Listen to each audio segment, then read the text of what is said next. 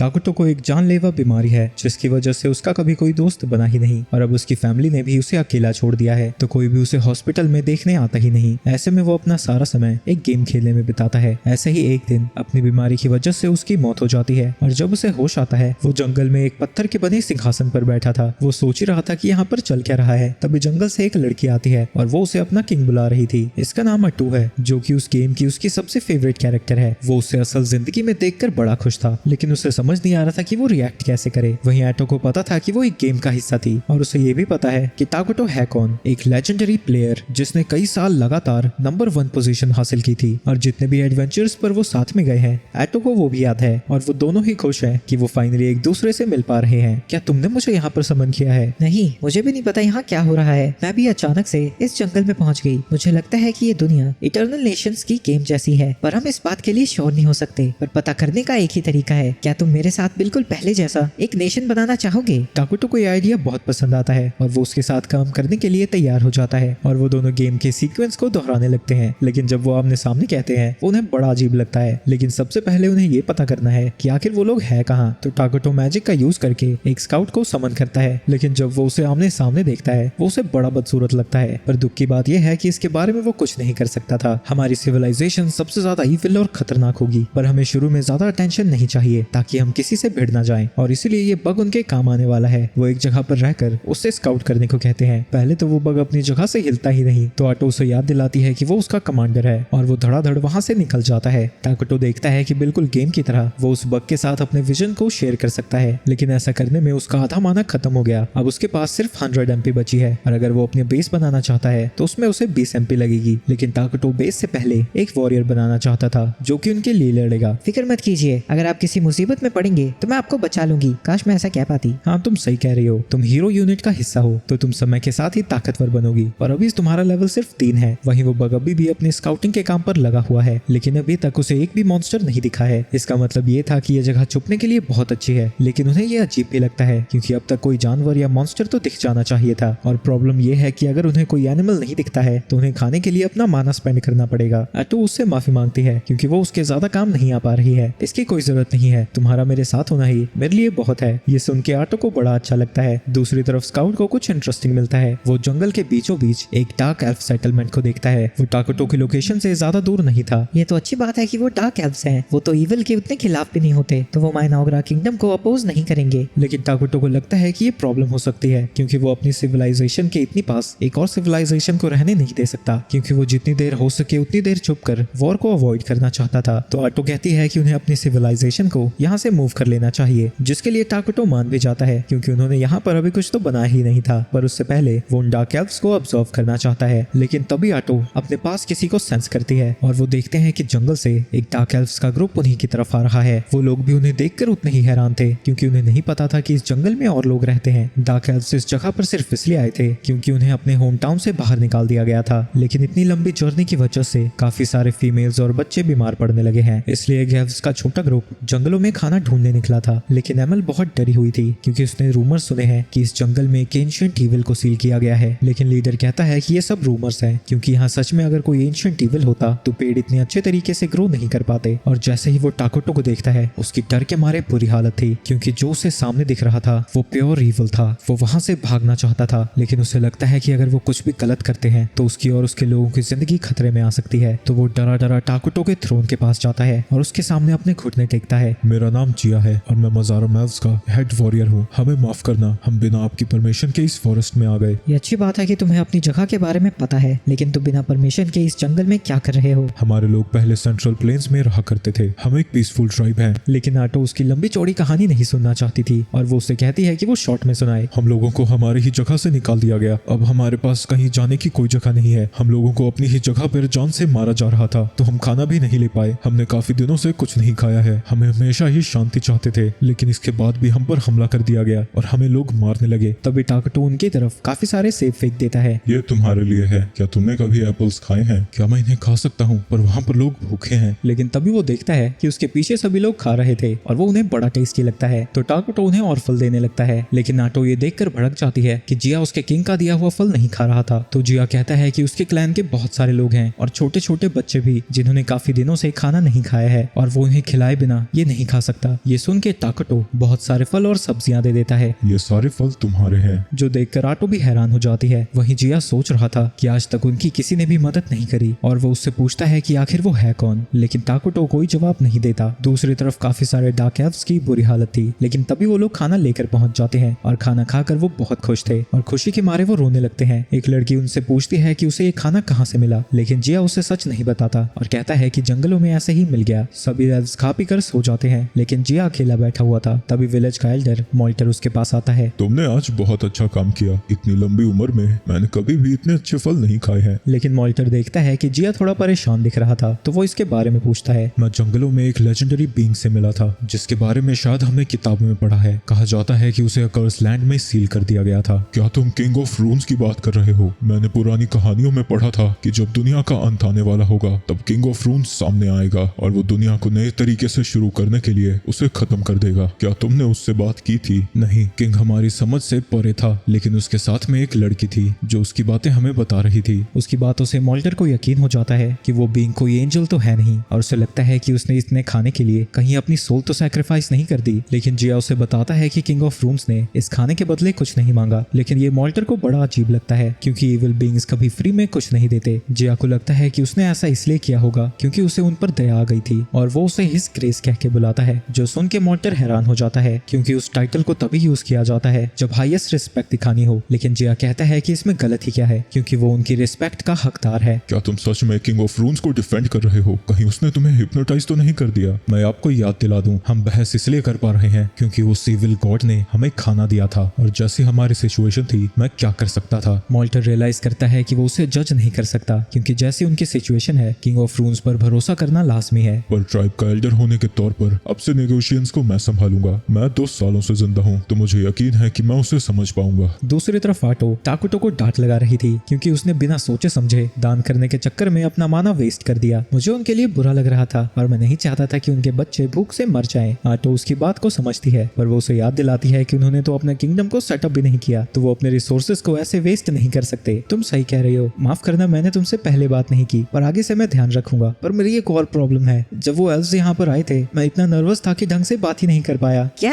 आप नर्वस थे इसलिए नहीं ढंग से बात कर रहे थे? मुझे लगा था आप किंग का रोल प्ले कर रहे हैं। तो असल में ये एक इंट्रोवर्ट निकला। इसके बाद वो बग उनके पास वापस आता है और बताता है कि एल्व्स फिर से उन्हीं की तरफ आ रहे हैं। टाकुटो हैरान था कि वो फिर से इधर आने लगे, पर उसे लगता है कि वो इसलिए आ रहे हैं ताकि वो बच्चा खुचा खाना लेकर जा सके। पर काश वो जल्दी से यहाँ से चले जाएं क्योंकि हमारी सिविलाइजेशन और उनके बीच तो कॉन्फ्लिक्ट ही होगा। वो सीधा उन्हें यहाँ से निकलने को कह सकता था, लेकिन उसे आटो के अलावा किसी और से बात करनी पड़ेगी जो उसके बस का है ही नहीं। ये देख के आटो कहती है कि वो टाकुटो की जगह नेगोशिएशंस को संभाल सकती है ताकि सभी को लगे कि टाकुटो एक मिस्टीरियस और इविल किंग है, ना कि कोई इंट्रोवर्ट नल्ला। इसके थोड़ी देर बाद वो दोनों वहाँ पर पहुंच जाते हैं। सबसे पहले मॉल्टर अपना इंट्रोडक्शन देता है और अपनी ट्राइब को खाना देने के लिए उसका शुक्रिया अदा करता है और जिसने उसकी मदद की है वो उसका नाम जानना चाहता था। तो आटो उन्हें बताती है कि वो किंग ऑफ रून्स टाकुटो इरा के सामने है। उन्हें यकीन नहीं होता कि टाकुटो सच में वही किंग ऑफ रून्स है, जिसकी वजह से वो और ज्यादा डर जाते हैं और मॉल्टर फिर से उसकी दया के लिए उसका शुक्रिया अदा करता है। टाकुटो ये देखकर खुश था कि एल्व्स के साथ सब कुछ स्मूथ जा रहा है और आटो उनसे कहती है कि वो अपना खाना ले और उनके जंगल से निकल जाएं। ये सुन के वो दोनों ही हैरान हो जाते हैं क्योंकि उन्हें लगा था कि किंग ऑफ रून्स की मदद के लिए उन्हें बहुत बड़ी कीमत चुकानी पड़ेगी और वो आटो से पूछते हैं कि क्या वो सच में बिना रिटर्न में कुछ दिए यहाँ से जा सकते हैं। आटो उनसे कहती है कि उनके पास कुछ वैल्यूएबल है ही नहीं जो कि वो उन्हें ऑफर कर सके। मॉल्टर डरा हुआ था क्योंकि अगर किसी तरह से वो उसे वापस पे नहीं करते तो कहीं अंत में उन्हें अपनी सोल ना देनी पड़े। पर ऑब्वियसली वो लास्ट वाला पार्ट मुंह खोलकर नहीं बोलता। तो टाकुटो आटो को बात करने के लिए बुलाता है, जो कहती है कि ये बहुत परेशान कर रहे हैं, इससे अच्छा तो यही होगा कि इन सबको मारकर वो काम रफा दफा करे। लेकिन टाकुटो उनके साथ एक बेनिफिशियल रिलेशनशिप बनाना चाहता था और वो जानता है कि वो किंग ऑफ रून्स जैसी चीज से ऐसे ही फ्री में कुछ लेने से डर रहे हैं। तो वो कहता है कि उन्हें शांत करने के लिए उन्हें कुछ रीजनेबल मांगना चाहिए। आटो को भी ये आइडिया पसंद आता है और जब वो ये दोनों एल्व्स को बताती है उनके भी दिमाग को थोड़ी शांति मिलती है। लेकिन वो अभी भी सोच रही थी कि उन्हें क्या मांगना चाहिए। तो आटो कहता है कि वो बाहर की दुनिया के बारे में उनसे पूछे। खाने के बदले तुम्हें टाकुटो को बाहर की दुनिया के बारे में इन्फॉर्मेशन देनी होगी, लेकिन इन्फॉर्मेशन देते ही तुम्हें और तुम्हारे लोगों को जंगल से निकल जाना होगा। पर इसका मतलब ये होता कि सारे एल्व्स फिर से बेघर हो जाएंगे। तो मॉल्टर उनसे रिक्वेस्ट करता है कि वो उन्हें यहाँ पर रहने दे। ऐसा नहीं होने वाला, और अगर तुम्हें अपनी जिंदगी प्यारी है तो तुम्हें टाकुटो के बारे में किसी को नहीं बताना है। जिया कुछ कहने वाला था क्योंकि अगर डार्क एल्व्स जंगल से निकल गए तो वो सर्वाइव नहीं कर पाएंगे, पर मॉल्टर उसे रोक देता है क्योंकि वो किंग ऑफ रून्स को गुस्सा नहीं दिला सकते थे। इसके बाद वो दोनों वहां से जाने लगते हैं, पर टाकुटो सोच में पड़ जाता है कि क्या ये करना सही होगा। होगा, क्योंकि अगर वो लोग यहाँ से निकल गए तो वो कभी भी मारे जा सकते हैं। तुम लोग मेरे सिटीजन बन जाओ। आप आखिर करना क्या चाहते हैं? मैं रिफ्यूजी स्ट्रेटजी यूज करने की सोच रहा हूँ। डार्क एल्व्स न्यूट्रल होते हैं, पर अगर हम उन्हें अपनी सिविलाइजेशन में आने देते हैं तो क्या पता गेम की तरह वो भी इविल बन जाएं। पर माइनॉग्रा के मेन सिटीजन होमोंक्यूली से वो बहुत ज्यादा अलग हैं। तुम्हें पता है ना वो कितने भद्दे दिखते हैं और उनके साथ हम बात भी नहीं कर सकते। क्या तुम हमेशा वैसे लोगों को देखना चाहोगी? मेरे किंग यहाँ पर एक सिविलाइजेशन बनाना चाहते हैं और अगर तुम किंगडम के सिटीजन बनते हो तो किंग तुम्हें प्रोटेक्ट करेंगे। वो उससे पूछते हैं कि उसकी सिविलाइजेशन ज्वाइन करने पर उन्हें क्या मिलेगा। आटो कहती है कि जब वो लोग माइनाग्रा को ज्वाइन करेंगे उन्हें इविल समझा जाएगा, लेकिन वो ज्वाइन करना चाहते हैं या फिर नहीं ये पूरा उन्हीं का डिसीजन है। लेकिन अगर वो ज्वाइन करते हैं तो उसमें काफी मजा आएगा। इसके बाद हम कुछ देर बाद का सीन देखते हैं जब टाकुटो और आटो डार्क एल्व्स के कैंप की तरफ जा रहे थे। क्योंकि उन्होंने टाकुटो के नेशन को ज्वाइन करने का डिसीजन ले लिया है तो वो सभी लोग उसके सामने झुककर उसके लिए रास्ता खाली कर देते हैं और वो उस थ्रोन की तरफ जा रहा था जो उन लोगों ने उसके लिए बनाया है। लेकिन जो भी उसके इविल ऑरा के थोड़ी भी करीब पहुंचता है वो बेहोश हो जाता है। वहीं कई लोग उसे देखकर एक्साइटेड भी थे। जिया सभी को वार्न करता है कि वो डायरेक्टली टाकुटो को ना देखें क्योंकि वो उसे रूट समझेगा, लेकिन टाकुटो को इससे कोई फर्क नहीं पड़ता था। जिसके बाद वो सभी एल्फ से कहता है कि जो भी यहाँ पर मौजूद है वो माइनॉग्रा का सिटीजन है। इतना कहते ही स्पीच खत्म हो जाती है। वहीं जिया को लग रहा था कि और भी चीजें होंगी क्योंकि अटो ने कहा था कि वो इविल बन जाएंगे, लेकिन तभी जिया कुछ फील करने लगता है। नफरत बढ़ती जाती है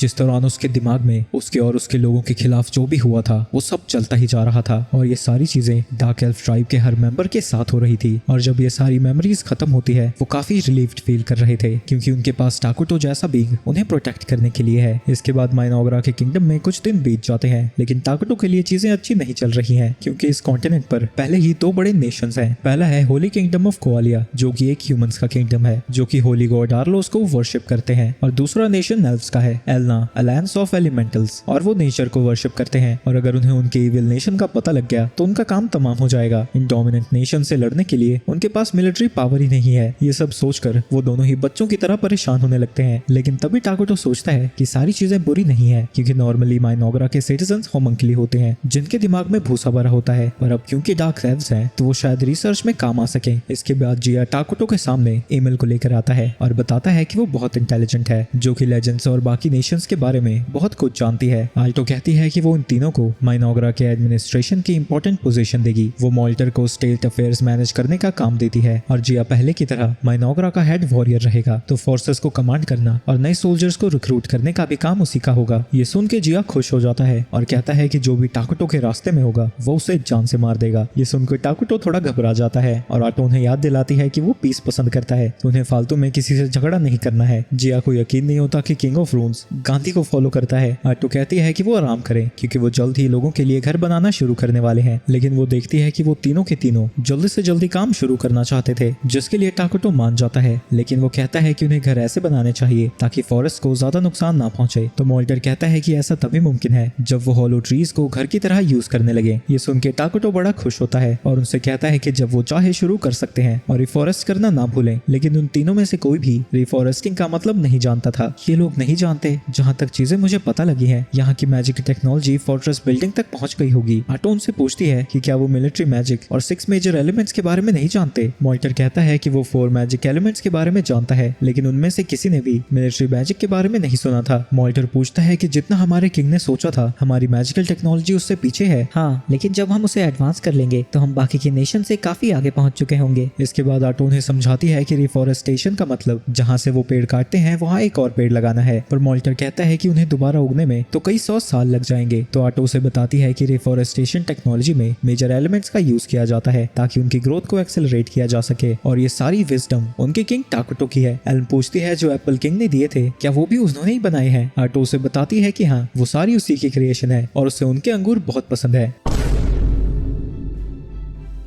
एमल कहती है कि जो पर्पल वाले फ्रूट्स थे वो उसे बहुत अच्छे लगे थे तो उसने उसके बीज प्लांट कर दिए और वो अब उगने भी लगे हैं। टाकुटो सोचता है कि जो फ्रूट्स उसने क्रिएट किए थे वो दूसरी दुनिया के थे, यानी वो इमरजेंसी प्रोडक्शन का यूज करके वो ऐसी चीजें भी बना सकता है जो इस गेम में एग्जिस्ट नहीं करती, और इस बात को कंफर्म करने के लिए वो एक कॉइन को क्रिएट करता है। इसका मतलब ये है कि मैं इस पावर से गन पाउडर, बेस मेटल्स, यहाँ तक की ऑयल भी बना सकता हूँ। इस दुनिया का सऊदी अरेबिया और अमेरिका मैं ही बनूंगा, पर उसके लिए मुझे बहुत सारा माल माना चाहिए, फिर तो पूरी दुनिया पर मेरा ही राज होगा। दूसरी तरफ होली नेशन को एक इविल प्रेजेंस के बारे में पता लगा है, तो होली सेंट और बिशप कुछ नाइट्स के साथ वहां जा रहे हैं ताकि वो उसे इन्वेस्टिगेट कर सके। वही नाइट्स ने कहानियां सुनी है कि सेंट के पास स्पेशल पावर होती है, लेकिन जो चीजें उन्होंने अभी तक देखी हैं वो बिल्कुल एक नॉर्मल लड़की जैसी लगती है। लेकिन जब उनके ऊपर कुछ गॉब्लिन्स हमला कर देते हैं, वो सेंट अपनी पावर्स का उनके ऊपर यूज करती है और एक ही झटके में सभी गॉब्लिन्स को होली फ्लेम से जलाकर राख कर देती है। उसकी पावर्स को देखकर नाइट्स भी हैरान थे और बिशप बताता है कि सेंट की एबिलिटी की वजह से ही वो एल्फ से इतने अच्छे रिलेशन को मेंटेन कर पा रहे हैं और अपने किंगडम से सभी इविल को दूर रखा है, इसलिए सोलिना कॉन्टिनेंट के 7 ग्रेट सेंट्स में से एक है। आगे सोलिना बिशप से पूछती है कि जो अकर्स लैंड में उसने सेंस किया था उसे इन्वेस्टिगेट करने के लिए उसने किसे भेजा है, पर बिशप कहता है कि वो पैलेडिन्स को उसे इन्वेस्टिगेट करने के लिए नहीं भेज सकता। वो लैंड डार्क कॉन्टिनेंट के अंदर आता है, वहां जाने के लिए कभी भी सेंट्रल चर्च नहीं मानेगा। ये सुन के सोलिना कहती है कि तो वो खुद चली जाएगी, तो बिशप हार मानकर कहता है कि वो अपने कुछ सोल्जर्स को भेज देगा। दूसरी तरफ आटो सभी एल्फ से कहती है कि वो कंस्ट्रक्शन शुरू कर सकते हैं। वहीं उन लोगों ने टाकुटो का सिंहासन और भी ज्यादा बड़ा कर दिया है और वहां पर एक छत भी डाल दी है और अब टाकुटो को बाहर नहीं सोना पड़ेगा। तभी उसके किंगडम के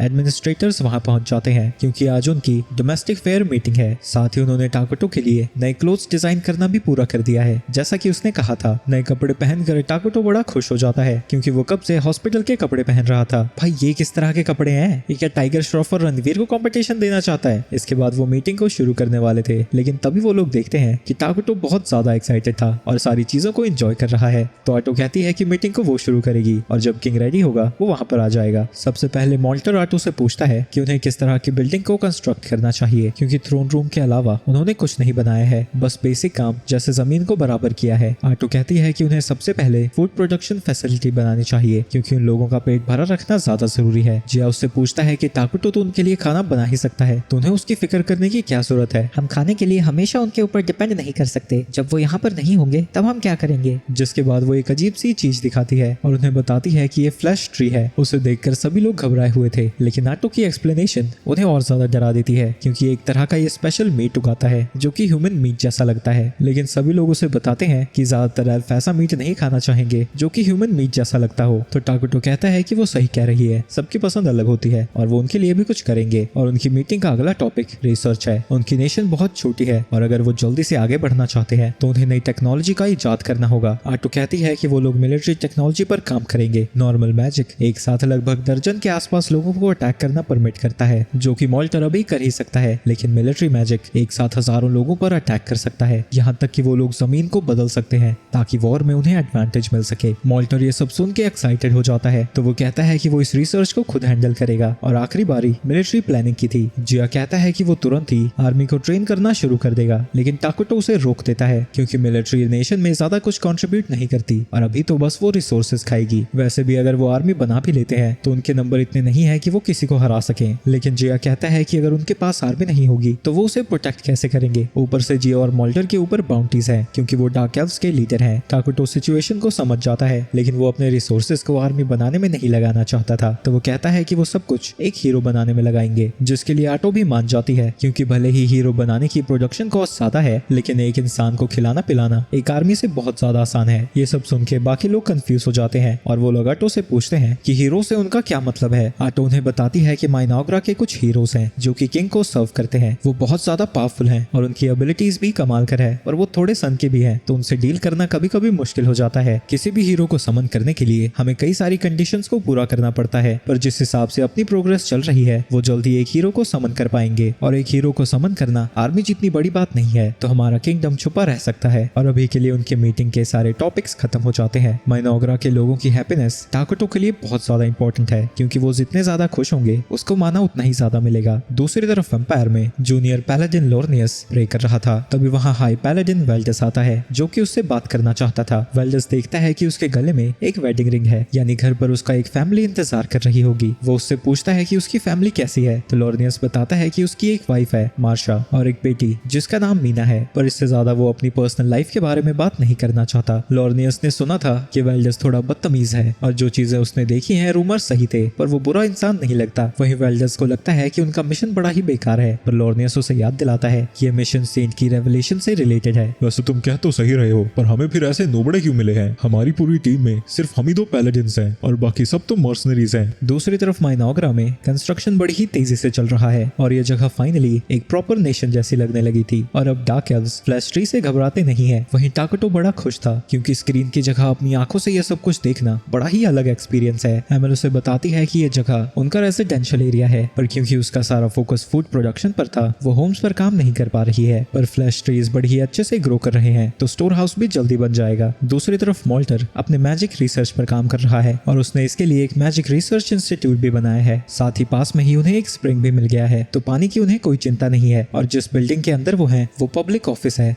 जिसके अंदर माइनोग्रा की मीटिंग रखी जाएगी। टाकुटो सारी प्रोग्रेस को देखकर खुश था। जब माइन एल्व से मिला था ये मौत की कगार पर थे पर अब बड़े ही खुश लग रहे हैं। वहीं एमएल कंफ्यूज थी क्योंकि उसे नहीं पता कि टाकुटो क्या सोच रहा है। तो टाकुटो उसे बताता है कि उसने बहुत अच्छा काम किया है। मैं बहुत खुश हूँ कि मेरे पास तुम्हारे जैसी सिटीजन है। ये सब सुन के एमएल इतनी ज्यादा खुश हो जाती है कि वो खुशी के मारे रोने लगती है। इसके बाद एमएल उसे फ्लैश ट्री फार्म दिखाती है और जो टूल्स टाकुटो ने उन्हें दिए थे उसकी वजह से उनकी फार्मिंग बड़ी ही तेजी से चल रही है। लेकिन एमएल अभी भी उन फ्लैश ट्रीज को बात करता हुआ सुनकर डर जाती है। इसके बाद एमएल उसे वाटर सोर्स को दिखाने लेकर जाती है, लेकिन जैसा वो देख कर गए थे ये जगह बिल्कुल अलग लग रही है और पानी भी पूरी तरह से काला होने लगा है। वहाँ पर मोल्टर और जिया भी आ जाते हैं क्योंकि एमएल ने उनसे कहा था कि वो यहाँ पर एक एक्वा डेक बनाना चाहती है, पर अब उन्हें लगता है कि वो ऐसा नहीं कर सकते। लेकिन तभी एटो कहती है कि पानी बिल्कुल सेफ है और ये साबित करने के लिए वो उसे पीने लगती है, जो देखकर वो दोनों हैरान हो जाते हैं और आटो उन्हें लंबी सांस लेने को कहती है। और जब वो दोनों ऐसा करते हैं वो पहले से बेटर फील करने लगते हैं। आटो उन्हें बताती है कि ये माइनोग्रा के इविल नेशन के कुछ बेनिफिट्स हैं। उनके नेशन के आसपास का एरिया कर्स्ड हो जाता है और जो इविल क्रीचर्स होते हैं इससे उन्हें माइनर बफ्स भी मिलते हैं और जो भी क्रीचर्स गुड या फिर न्यूट्रल होते हैं उनके ऊपर पेनल्टी लगती है। तो यहाँ का पानी, हवा और वातावरण भले ही डरावना हो पर उनके सिटीजंस के लिए ये बेनिफिशियल है। पर इसमें सिर्फ एक ही प्रॉब्लम है कि अगर सारी जगह कर्स्ड दिखेगी तो वो छुप कर ज्यादा समय तक नहीं रह पाएंगे। तो मोल्टर कहता है कि शायद अब उन्हें आर्मी बनाने पर फोकस करना चाहिए, लेकिन आटो कहती है कि वो फिक्र ना करें, एक हीरो उनके नेशन को प्रोटेक्ट करने के लिए काफी होगा। लेकिन वो लोग अभी भी कंफ्यूज थे,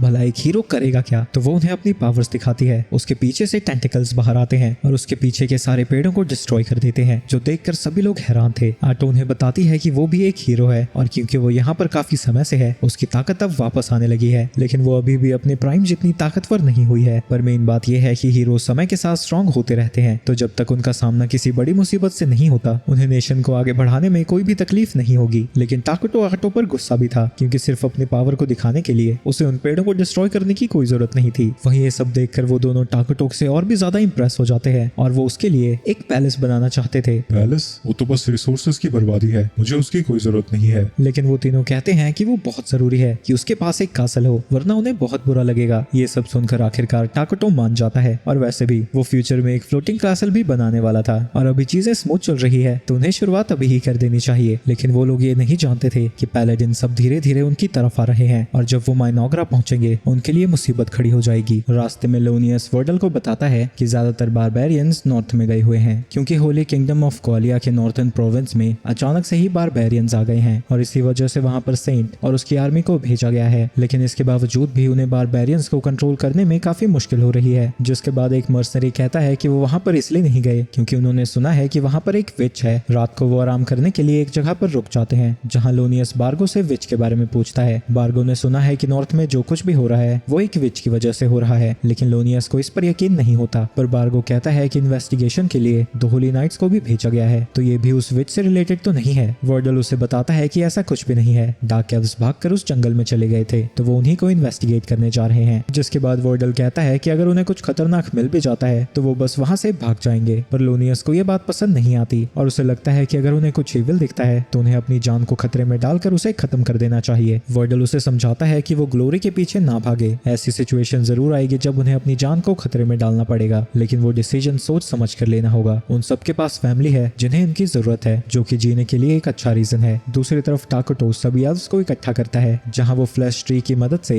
उसी क्रीचर को फिर से बना देता है, जो देखकर सभी एल्व्स हैरान हो जाते हैं क्योंकि टाकुटो ने अपनी ताकत से एक नई जिंदगी बना दी थी। पर आटो कहती है कि ये उसके मास्टर की पावर की एक छोटी सी झलक है, तो उन्हें अपनी जिंदगी को उसकी सेवा में ही लगा देना चाहिए। इसके बाद वो अपने थ्रोन रूम में वापस जाता है जहां वो खुश था कि लोगों ने ज्यादा सवाल नहीं पूछे और वो इस बात से भी खुश है कि यूनिट को बनाने के लिए उन्हें सिर्फ सामान इकट्ठा करना है और उसमें माना डालना है, और अगर वो ऐसा कर सकते हैं तो हीरोज को भी समन कर सकते हैं, लेकिन इसके लिए उन्हें बहुत ज्यादा माना और रिसोर्सेज की जरूरत होगी। आटो उसे पूछती है कि सबसे पहले वो कौन से हीरो को समन करना चाहता है। मैं सबसे पहले बग्स की क्वीन इसला को समन करूंगा, वो हमारे इंसेक्ट यूनिट्स को और ज्यादा पावर दे सकती है, वो लार्वा यूनिट्स भी बना सकती है जिससे हमारे पास और भी ज्यादा वर्कर्स हो जाएंगे। और ऊपर से इसला की परफॉर्मेंस वॉर और डोमेस्टिक अफेयर्स में बहुत अच्छी है। वैसे भी उसके अलावा हम किसी और को अभी नहीं बुला सकते। सबकी पर्सनैलिटीज बहुत ज्यादा बुरी है। कोई पूरी दुनिया पर कब्जा करना चाहता है तो कोई पूरी दुनिया को तबाह करना चाहता है। दूसरी तरफ होली नाइट्स और मर्सनरीज के सामने एक हिल जायंट आता है। लोनियस सभी को उससे फाइट करने के लिए तैयार कर रहा था, लेकिन तभी वर्डल कहता है कि वो अकेला उससे लड़ेगा। उनके पास ज्यादा समय नहीं है और वो क्वालिया की सीक्रेट टेक्निक का यूज करने लगता है, जिसमें प्रेयर्स की ताकत को अपनी तलवार में डाला जाता है और वो डिवाइन पावर का यूज कर सकते हैं, जिससे उनकी फिजिकल एबिलिटीज भी एनहांस हो जाती हैं। इसलिए एक हाई होली नाइट की पावर एक लेसर ड्रैगन जितनी होती है, जिसके बाद वर्डल उस जायंट के ऊपर अटैक करके उसे खत्म कर देता है। दूसरी तरफ टाकोटो बर्गर खा रहा था और आटो उससे कह रही थी कि उसे कुछ हेल्दी खाना चाहिए, पर वो उसे बताता है कि हॉस्पिटल में वो सिर्फ हेल्दी ही खा रहा था, तो वो उन सब से बोर हो चुका है। वहीं टाकोटो इतने सारे सर्वेलेंस बग्स की मदद से फॉरेस्ट के आसपास का एरिया भी देख पा रहा था और इस बारे में डिस्कस करने के लिए वो बाकी सबसे बात करना चाहता है, क्योंकि फॉरेस्ट के बगल में ही एक टाउन है जो कि क्वालिया का हिस्सा नहीं है। आटो उसे बताती है कि ये शायद एक न्यूट्रल नेशन है और उन्हें अपना अगला कदम संभल के बढ़ाना होगा, क्योंकि उन्हें ही सबसे पहले उनके बारे में पता लगने वाला है। अरे तुम फिक्र मत करो, इतनी जल्दी हमारे बारे में किसी को नहीं पता लगा होगा। ऐसा आपको नहीं बोलना चाहिए। जब कोई ऐसा बोलता है तभी चीजें उल्टी पुल्टी होने लगती हैं। टाकोटो कहने लगता है कि ऐसा कुछ भी नहीं होने वाला, लेकिन तभी उसे होली नाइट्स और मर्सनरीज दिख जाते हैं और वो आटो से कहता है कि वो शांतिपूर्वक उन सबको यहाँ से भगा दे, और अगर वो नहीं चाहते हैं। इतने में वो सब कुछ समझ गई थी। इसके बाद आटो उन सबसे मिलने जाती है।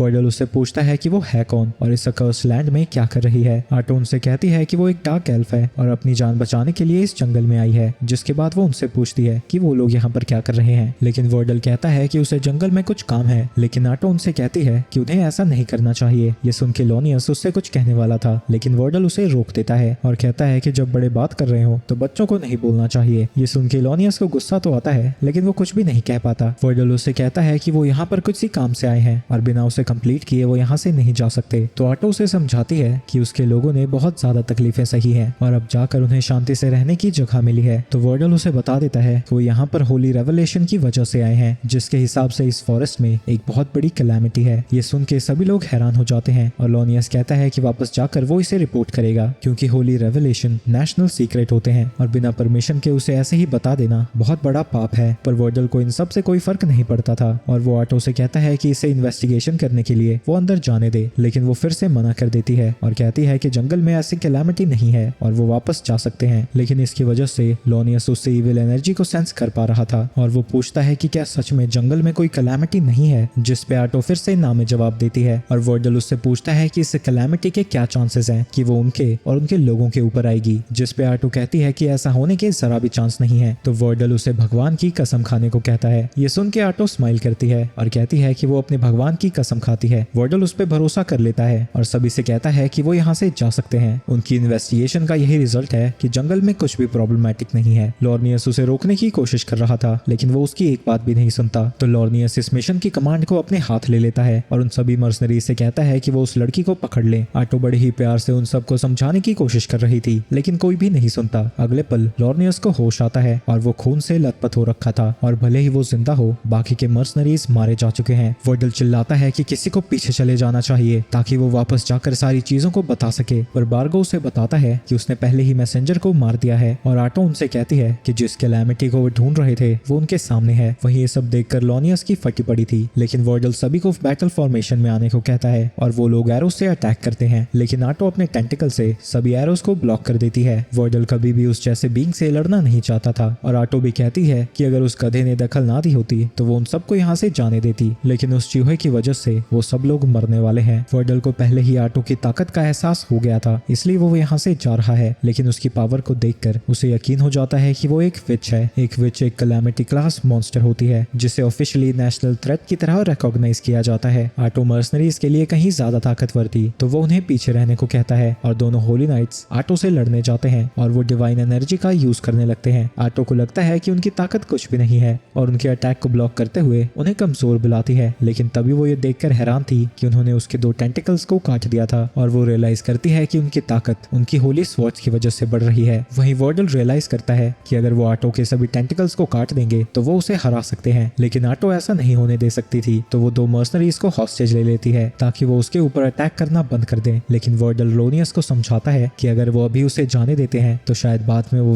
उनके किंगडम पर अटैक कर देगी, तो वो उससे लड़ना दौड़ना जारी रखते हैं और अटैक करके हॉस्टेजेस के साथ साथ उसके टेंटिकल्स भी काट देते हैं। आटो ये देखकर हैरान थी कि वो अपने साथियों को इतनी आसानी से काटने को तैयार हो गए और अब वो बुरी तरह से डर रही थी। ऐसा सिर्फ उन दोनों को लगता है क्योंकि ये सारी चीजें उसके लिए बस एक गेम थी। अगले ही पल में उसने वर्डल को अपने टेंटिकल से टांग दिया था जो कि उसने जमीन के अंदर से बाहर निकाले थे। वर्डल लोनियस से कहता है कि उसे यहाँ से भाग जाना चाहिए और उसके एक सेकंड बाद एक टेंटिकल उसके सर में घुस जाता है। ये सब देखकर लोनियस हैरान था क्योंकि उन्होंने तो आटो के सारे टेंटिकल्स काट दिए थे। पर मैंने कब कहा कि मैं उन्हें दोबारा नहीं उगा सकती? दोबारा उगाना छोड़ो, मैं जितने मर्जी टेंटिकल्स ला सकती हूँ। मैं तुम्हारे साथ बस खेल रही थी। लोनियस सभी मर्सनरीज से कहता है कि वो चारों तरफ भाग जाएं। अगर वो अलग अलग डायरेक्शन में जाते हैं तो शायद उनके पास बचने का चांस हो, लेकिन आटो उनका पीछा भी नहीं करती क्योंकि उसे इतनी मेहनत करने का कोई शौक नहीं था और अगर वो पहले चले गए होते तो उसे अपनी इतनी एनर्जी भी ना वेस्ट करनी पड़ती। वहीं लोनियस पीछे रुक गया था ताकि वो आटो को उनके पीछे ना जाने दे। लोनियस फिर से अपनी होली स्वॉर्ड टेक्निक की मदद से आटो के ऊपर अटैक करने जाता है, लेकिन तभी वो ये देखकर हैरान था कि आटो भी सेम टेक्निक का यूज कर रही थी और उसके अटैक को ब्लॉक कर देती है। उसे समझ नहीं आता कि उसकी तरह का एक evil creature Holi sword technique का यूज कैसे कर सकता है। नॉर्मली ऐसा नहीं कर पाती मैं, पर जब मैंने वर्डल को मारा मैंने उसके सारे एक्सपीरियंस और स्वॉर्ड टेक्निक को ऑब्जर्व कर लिया और अब मैं उतनी ही स्किल्ड हूँ जितना वो था। जिसके बाद वो वर्डल की टेक्निक का यूज करके लोनियस के ऊपर अटैक करने लगती है और कहती है कि वर्डल सच में कमाल का स्वॉर्ड्समैन था, लेकिन उस गधे की बेवकूफी की वजह से वो मारा गया। क्या तुमने कभी ये सोचा कि तुम अपनी बीवी और बच्चों के पास कैसे जाओगे? ये सुन के लोनियस हैरान हो जाता है क्योंकि इसका मतलब ये है कि सिर्फ वो उसकी ताकत और टेक्निक को अब्सॉर्ब नहीं कर रही है बल्कि उसने वर्डल की मेमोरीज को भी अब्सॉर्ब कर लिया है। अगर ऐसा है तो वो समय के साथ और भी ज्यादा ताकतवर होती रहेगी। क्या तुम जानना चाहोगे वर्डल मरने से पहले क्या सोच रहा था? अपनी मौत को सामने देखकर भी उसके दिमाग में यही चल रहा था कि उसके साथी किसी तरह जिंदा यहाँ से बचकर चले जाएं। लोनियस कहता है कि उसकी विल अभी भी जिंदा है क्योंकि वो मर्सनरीज यहाँ से बचकर जा चुके हैं, लेकिन आटो उसे बताती है कि वो खुद उनके पीछे नहीं गई। इसका मतलब ये नहीं है कि वो जिंदा बचे हैं, वो सब के सब मारे जा चुके हैं। उसके ऑर्डर पर डार्क एल्व्स ने पहले ही सभी मर्सनरीज को मार दिया है। ये सुन के गुस्से में लोनियस उसके ऊपर अटैक कर देता है, लेकिन इसका ऑब्वियसली कोई भी असर नहीं होता और आटो उससे कहती है कि अगर उसने वर्डल की बातें मान ली होती वो इस वक्त अपनी फैमिली के साथ घर पर होता। पर तुम्हारी बेवकूफी की वजह से अब तुम मरने वाले हो। इसके बाद तुम्हारी फैमिली भी मारी जाएगी और मैं उन्हें तब तक तड़पाऊंगी जब तक कि वो मौत की भीख नहीं मांगने लगेंगे। जिसके बाद मैं उन सभी विलेजेस में जाऊंगी जिनसे होते तुम यहाँ पर आए हो और उन सभी को भी मार दूंगी। और जब वो पूछेंगे कि मैं ऐसा क्यों कर रही हूँ, मैं उन्हें तुम्हारे बारे में बताऊंगी।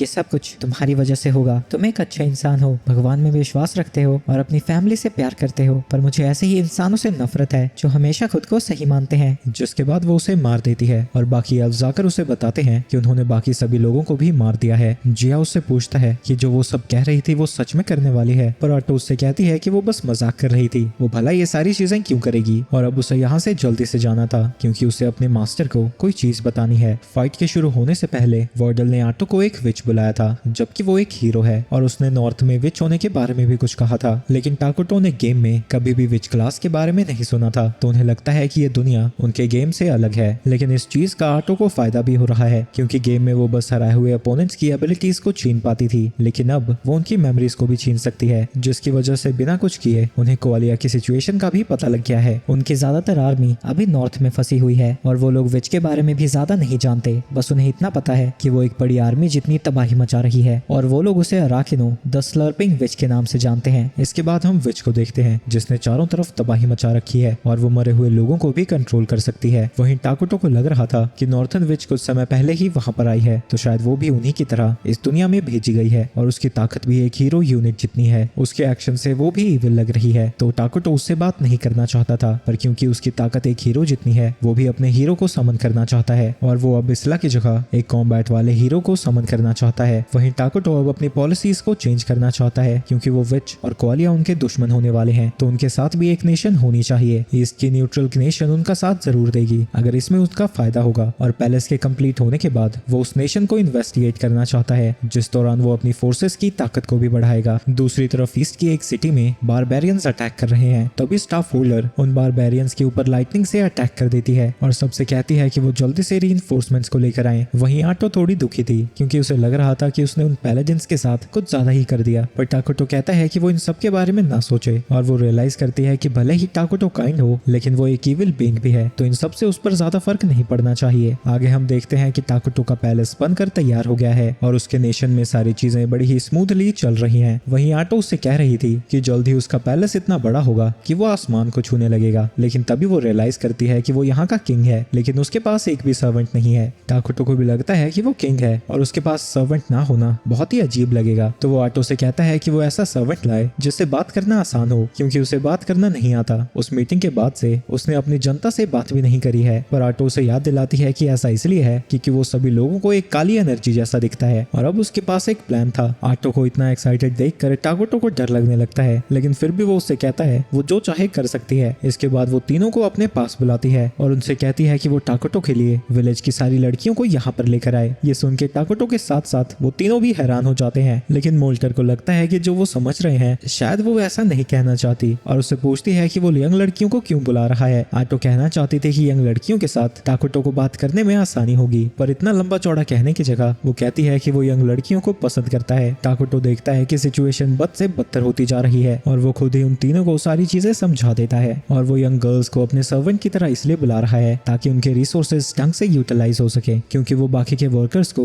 उनके इंपॉर्टेंट काम से नहीं हटाना चाहता। तो वो बच्चे जो बाकी के काम नहीं कर सकते वो उसके सर्वेंट बन सकते हैं और वो बच्चों से बात करने के लिए और खेलने के लिए एक्साइटेड था, लेकिन उसने एक चीज के बारे में नहीं सोचा था कि वो सभी नॉर्मल लोगों को भयानक दिखता है, जिसकी वजह से सारे बच्चे रो रहे थे। इन सब की वजह से टाकुटो को बहुत बुरा लग रहा था, लेकिन विलेज में ऐसे कोई बच्चे हैं ही नहीं जो कि किंग को देखकर नहीं डरेंगे। तो जिया मोल्टर से पूछता है कि क्या उसने किंग को ट्विन से मिलवाया है, पर मोल्टर कहता है कि वो किंग के लिए डिसरिस्पेक्टफुल होंगे और आटो के पूछने पर बताता है कि वो दोनों बच्चियां अनाथ हैं और भले ही वो तेज हैं पर मुसीबत खड़ी करती रहती हैं। आटो को लगता है कि अगर वो समझदार हैं तो किंग की सर्वेंट तो बन ही सकती है और वो उन्हें बुलाने को कहती है। इसके कुछ देर बाद वो दोनों ट्विंस पैलेस में पहुंच जाती है, जिनमें से एक का नाम कारिया है और दूसरी का मारिया। और जहां कारिया पूरी रिस्पेक्ट के साथ बात कर रही थी, मारिया टाकुटो से ऐसे बात करने लगती है जैसे वो उसका बिछड़ा हुआ दोस्त हो। आटो कारिया से उसके शरीर वाले निशान के बारे में पूछती है। कारिया बताती है कि कुछ समय पहले उसे एक बीमारी हुई थी और भले ही वो ठीक हो गई है, लेकिन वो निशान अभी भी उसके शरीर पर हैं। जिसके बाद आटो पूछती है कि मारिया के साथ क्या हुआ था। कारिया बताती है कि उसके साथ बहुत भयानक हुआ था, उसने अपनी माँ को खा लिया। हम लोग उनकी मदर के सैक्रिफाइस को कभी भी नहीं भूल पाएंगे। ये सुन के टाकुटो याद करता है कि वो एल्स काफी लंबे समय से ट्रैवल कर रहे थे, यानी जब उनके लोग भूखे पड़े थे तो उनकी मदर ने खुद को सैक्रिफाइस कर दिया और जबरदस्ती अपनी माँ को खाने के बाद मारिया का दुनिया की तरफ नजरिया ही बदल गया है, जिसकी वजह से आटो को लगता है कि वो टाकुटो के लिए एक अच्छी सर्वेंट नहीं बनेगी। लेकिन तभी मारिया उसकी तरफ जाने लगती है और कहती है कि उससे टाकुटो बिल्कुल सफेद दिखता है। ये सुन के टाकुटो हैरान हो जाता है क्योंकि ज्यादातर लोग उसे ब्लैक एनर्जी की तरह देखते हैं। क्या तुम मुझे सर्व करने के लिए तैयार हो? मारिया कहती है कि वो अपनी पूरी कोशिश करेगी। जिसके बाद वो कारिया से पूछता है। वो कहती है कि उसकी छोटी बहन होने के नाते वो भी उसके साथ आएगी। तो ये तय हुआ, अब से तुम दोनों मेरा ध्यान रखोगी। उन दोनों के वहां से जाने के बाद मोल्टर उसके पास आता है और उसे बताता है कि उनकी मदर के मौत के बाद से उन्होंने कोई भी इमोशन फील नहीं किया था। तो वो टाकुटो से रिक्वेस्ट करता है कि वो उनके साथ पेशेंट रहे। इसके बाद वो दोनों अपनी ड्यूटीज को शुरू कर देते हैं, पर जब मारिया उसके लिए पानी ला रही थी वो गलती से पानी उसके ऊपर ही गिरा देती है। कारिया उसे पोंछते हुए फिर से माफी मांगने लगती है और हमें पता चलता है कि ये पहली बार नहीं हुआ है। उसी वक्त वहाँ पर आटो भी पहुंच जाती है और मारिया को डांट लगाने लगती है, लेकिन टाकुटो उससे कहता है कि वो उनके ऊपर इतना गुस्सा ना करे, तो वो शांत हो जाती है और टाकुटो को बताती है कि उसे एक मीटिंग में जाना है और क्योंकि वो दोनों उसके अटेंडीज हैं तो वो भी उसके साथ जाएंगी। इसके बाद वो सभी लोग मीटिंग में पहुंच जाते हैं, जहां सबसे पहले रिपोर्ट एमल देती है। वो बताती है कि पैलेस का कंस्ट्रक्शन पूरा हो गया है, तो काफी वर्कर्स फ्री हैं और सामान भी काफी पड़ा हुआ है, तो वो नए प्रोजेक्ट पर काम करने के लिए तैयार हैं। तो टाकुटो और आटो उससे कहते हैं कि वो क्लिनिक पर काम करना शुरू कर सकती है। जिसके बाद मोल्टर की बारी थी, जो उन्हें बताता है कि उसने मिलिट्री मैजिक बना लिया है और ट्रेनिंग के बाद बाकी के लोग भी उसे कास्ट कर पाएंगे और वो उस रून माना का यूज करके जो कि पैलेस बनाता है उससे पावरफुल मैजिक को भी कास्ट कर सकते हैं। आटो उसे कहती है कि अभी के लिए वो मैजिक स्किल ट्री के 6 मेजर एलिमेंट्स पर रिसर्च पर फोकस करे। इसके बाद जिया बताता है कि आर्मी के पास टोटल 5 स्काउट बग हैं। वो फॉरेस्ट के एरिया की बाहर की जांच नहीं कर पा रहे हैं क्योंकि वो पूरा एरिया प्लेन है और अगर वो वहाँ बग्स को भेजते हैं तो उनके बारे में लोगों को पता लगने का खतरा बढ़ जाएगा। आटो उसे कहती है कि फॉरेस्ट के बारे में उन्हें जितना पता लगना था पता लग चुका है, तो वो सारे बग्स को फॉरेस्ट की बाउंड्री के पेट्रोल पर लगा दे। मीटिंग को खत्म करके टाकुटो वापस आ रहा था, लेकिन तभी मारिया उससे टकरा जाती है और सारे मीटिंग के डॉक्यूमेंट्स नीचे गिर जाते हैं। कारिया आकर उससे माफी मांगती है और पेपर को उठाने में मदद करने लगती है, लेकिन उठाने के चक्कर में वो एक पेपर को फाड़ देते हैं। उन्हें लगता है कि टाकुटो उन पर गुस्सा करेगा, लेकिन वो उनसे कहता है कि वो इसके बारे में ज्यादा ना सोचे और अपने थ्रोन पर जाकर बैठ जाता है। इसके बाद वो दोनों उसके पास आती हैं और पूछती हैं कि क्या वो बुरा इंसान है, क्योंकि वो लगातार इतनी गलतियां कर रही हैं और अगर कोई बुरा इंसान होता तो वो उन्हें मार चुका होता। तुम्हें क्या लगता है अच्छे और बुरे इंसान में क्या फर्क होता है? एक अच्छा इंसान बस अच्छे काम करता है और बुरा इंसान इंसान सिर्फ बुरे काम करता है। तुम आदि सही हो। अच्छे इंसान को हमेशा अच्छे काम करना और सच बोलना पड़ता है, लेकिन बुरा इंसान हमेशा बुरे काम नहीं करता। वो बस मतलबी होते हैं जो बिना दूसरों की फीलिंग के बारे में सोचे अपने मतलब की चीजें करते हैं। तो मैं चाहूँ तो तुम्हारे साथ जितना मर्जी काइंड हो सकता हूँ। वैसे भी मुझे पता है कि तुम लोग जानबूझकर गलतियाँ कर रहे हो। वो उसे बताती हैं कि वो सारी गलतियां इसलिए कर रहे थे ताकि वो गुस्से में आकर उनकी जान ले ले, क्योंकि जो उन्होंने किया है उन्हें नहीं लगता वो जीना डिजर्व करते हैं। मैं जानता हूँ जिस चीज से तुम गुजरे हो उसके बाद जीना मुश्किल है। मैं इसका अंदाजा भी नहीं लगा सकता कि तुम क्या महसूस कर रहे हो, लेकिन एक बात मैं जानता हूँ, तुम्हारी मदर ने जब खुद को सैक्रिफाइस किया होगा वो चाहती थी कि तुम जिंदा रहो। तो तुम्हें अपनी जिंदगी को खुलकर जीना चाहिए ताकि तुम्हारी मदर का सैक्रिफाइस बर्बाद ना हो जाए। ये आसान नहीं होने वाला है, पर मैं हर वक्त तुम्हारा साथ दूंगा। ये सब सुनकर वो दोनों इमोशनल हो जाती हैं और उसे गले लगाती हैं। कुछ देर बाद वहाँ पर आटो आती है जो देखती है कि वो दोनों लड़कियां उसके थ्रोन पर सो रही हैं। वहीं आटो उसके लिए अपनी बगल वाली सिटी की रिपोर्ट लेकर आई थी। वो एक मल्टीरेशियल नेशन फॉरेन गॉन की सिटी है। वो नेशन न्यूट्रल है और मोस्टली उसमें ह्यूमंस और बीस्टमैन रहते हैं और इस सिटी का नाम ड्रैगन टैन है। अगर उसमें मिक्स्ड रेस रहते हैं तो शायद वो हमारी बात सुन सकते हैं, लेकिन वो नेशन से इतनी दूर क्यों है? आटो उसे बताती है कि वहाँ पर ड्रैगन वेन माइन है जो कि माना प्रोड्यूस करते हैं, तो उन्हें जल्दी से जल्दी उस सिटी को अपने कब्जे में ले लेना चाहिए। और अभी ड्रैगन टैन के ऊपर बारबेरियंस जैसे ओगर्स और गॉब्लिन्स अटैक कर रहे हैं और अभी तक उनकी कंट्री से वहाँ पर कोई भी रिइंफोर्समेंट नहीं पहुंची है और उन्हें उनसे लड़ने में काफी मुश्किल हो रही है। ताकुटो को लगता है कि इस दौरान वहाँ पर कई रेफ्यूजीज भी होंगे और अगर वो उन्हें शरण देते हैं तो इनसे उनकी पॉपुलेशन भी बढ़ जाएगी और ड्रैगन टन से अच्छे रिलेशन भी बनेंगे, जिसके बाद ड्रैगन वेन माइन पर कब्जा करने में आसानी होगी। तो वो आटो को उन सब से बात करने के लिए भेज देता है, लेकिन जब वो सिटी की तरफ जा रहे थे उनके सामने कुछ बीस्टमैन आते हैं। बीस्टकिन का लीडर उन्हें देखकर डरा पड़ा है क्योंकि वो इतने ज्यादा डार्कनेस से कवर्ड हैं कि वो उन्हें अपनी आंखों से दिख रही है। कपोली सभी को शांत रखने की कोशिश कर रही है क्योंकि उसके आदमी इतने ज्यादा डरे हुए हैं कि वो डर के मारे कभी भी अटैक कर सकते हैं। वहीं उन्हें माइनोग्रा के एक्सिस्टेंस को अभी भी सीक्रेट रखना था, तो वो उन सबको मारने के लिए तैयार थी। लेकिन इस बालक पेपे को सिचुएशन के बारे में कुछ नहीं समझ आ रहा था और वो आटो का नाम पूछकर सीधा उससे बात करने लगता है, जो देखकर आटो इतनी ज्यादा हैरान थी कि वो उन्हें अभी ना मारने का डिसाइड करती है। जिसके बाद उसे पता लगता है कि वो सभी लोग असल में ड्रैगन टन से आए हैं, तो वो उन सभी को किंग ऑफ माइनोग्रा से मिलवाने लेकर जाती है। वहीं कपोली की फटी पड़ी थी क्योंकि अगर कोई आटो जैसी चीज को कमांड कर रहा है तो वो तो और भी ज्यादा भयानक होगा। और जब वो टाकुटो के सामने खड़ी थी, जितना उसने सोचा था वो उससे भी भयानक निकलता है क्योंकि उसके सामने सिर्फ काला अंधेरा दिख रहा था और कुछ भी नहीं। और अब उसे लगने लगता है कि उसने गलती कर दी। आटो से मिलने से पहले उनके ऊपर एक जायंट ने अटैक कर दिया था, पर पेपे ने ग्रास मैजिक का यूज करके उस जायंट को हरा दिया, लेकिन वो दिमाग से अभी भी पैदल है। तो उस जायंट को खत्म करने की जगह वो उसके ऊपर चढ़कर अपनी तारीफ की मांग करने लगता है। तो वो जायंट फिर से खड़ा होकर पेपे के ऊपर अटैक करने वाला था, पर उसी वक्त कपोली मड और ग्रास मैजिक का यूज करती है और उसे एक बड़े से पत्थर से बांध देती है। जिसके बाद वो उस गधे को डांट लगाने लगती है क्योंकि फ्यूचर में उसके ऊपर कई जिंदगियां निर्भर होने वाली हैं। वो कहता है कि वो आगे से ध्यान रखेगा, पर उसे देख के नहीं लगता कि उसे कुछ भी समझ आ रहा है। वहीं बारबेरियंस अगर ड्रैगन टन पे हमला करते रहे तो जल्द ही उनकी पूरी सिटी खत्म हो जाएगी और उन्हें अभी तक नहीं पता कि वो अटैक्स करवा कौन रहा है। उन्हें बस एक ही क्लू मिला था और वो ये था कि अकर्स लैंड में एक कैलामिटी के होने के रूमर्स फैल रहे हैं, इसलिए वो पेपे को लेकर वहाँ इन्वेस्टिगेट करने जा रही थी। लेकिन अब उसे पछतावा होने लगता है क्योंकि उस मंदबुद्धि की एक हरकत उन सबकी जिंदगी पर खतरा डाल सकती है। तभी अचानक से पेपे माइनोग्रा के किंग से बात करने लगता है। क्या तुम मेरे दोस्त बनना चाहोगे? ये सुन के कपोली की हालत खराब हो जाती है क्योंकि ऐसे बात करने से ही किंग उनकी जान ले सकता था और वो डर के मारे टाकुटो से माफी मांगने लगती है। लेकिन असल में टाकुटो खुश था और कहता है कि वो उससे बात जरूर करना चाहेगा। इसके बाद उन सभी को खाने पर बिठाया जाता है जहाँ कारिया कपोली के लिए एप्पल जूस लेकर आती है। उससे चखकर कपोली हैरान हो जाती है क्योंकि उसने कभी भी ऐसा जूस नहीं पिया था और यहाँ के ग्लास की क्वालिटी कॉन्टिनेंट के बेस्ट वर्कर से भी बहुत ज्यादा अच्छी है। वो जूस पेपे को भी बहुत अच्छा लगता है और वो एक और गिलास मांग रहा था, लेकिन तभी उसका ध्यान भटक जाता है और जिया के पास जाकर उसके मसल्स की तारीफ करने लगता है। जिसके बाद वो अपने मैजिक को मोल्टर को दिखाने लगता है। वहीं जो भी वो कर रहा था सब उसे करने देते हैं क्योंकि टाकुटो को उसकी हरकतें अच्छी लग रही थी। वहीं टाकुटो एक दोस्त बनाकर खुश था, लेकिन उसे नहीं पता कि दोस्त के साथ किया क्या जाता है। और जब वो कपोली से डांट खा रहा था, टाकुटो उससे पूछता है कि क्या वो गेम खेलना चाहेगा, जिसके लिए ऑब्वियसली वो तैयार हो जाता है और वो दोनों बैठकर गेम खेलने लगते हैं। सबसे पहले वो पेपे का बनाया हुआ गेम खेलते हैं जब वो दो छोटे ग्रास को लेकर एक दूसरे की तरफ खींचते हैं, ये देखने के लिए कि किसका ग्रास ज्यादा ताकतवर है। जिसके बाद वो अलग अलग गेम्स खेलते रहते हैं और वो टाकुटो के बनाए हुए भी गेम्स खेलता है और कहता है कि उसे बहुत मजा आया और वो इन गेम्स को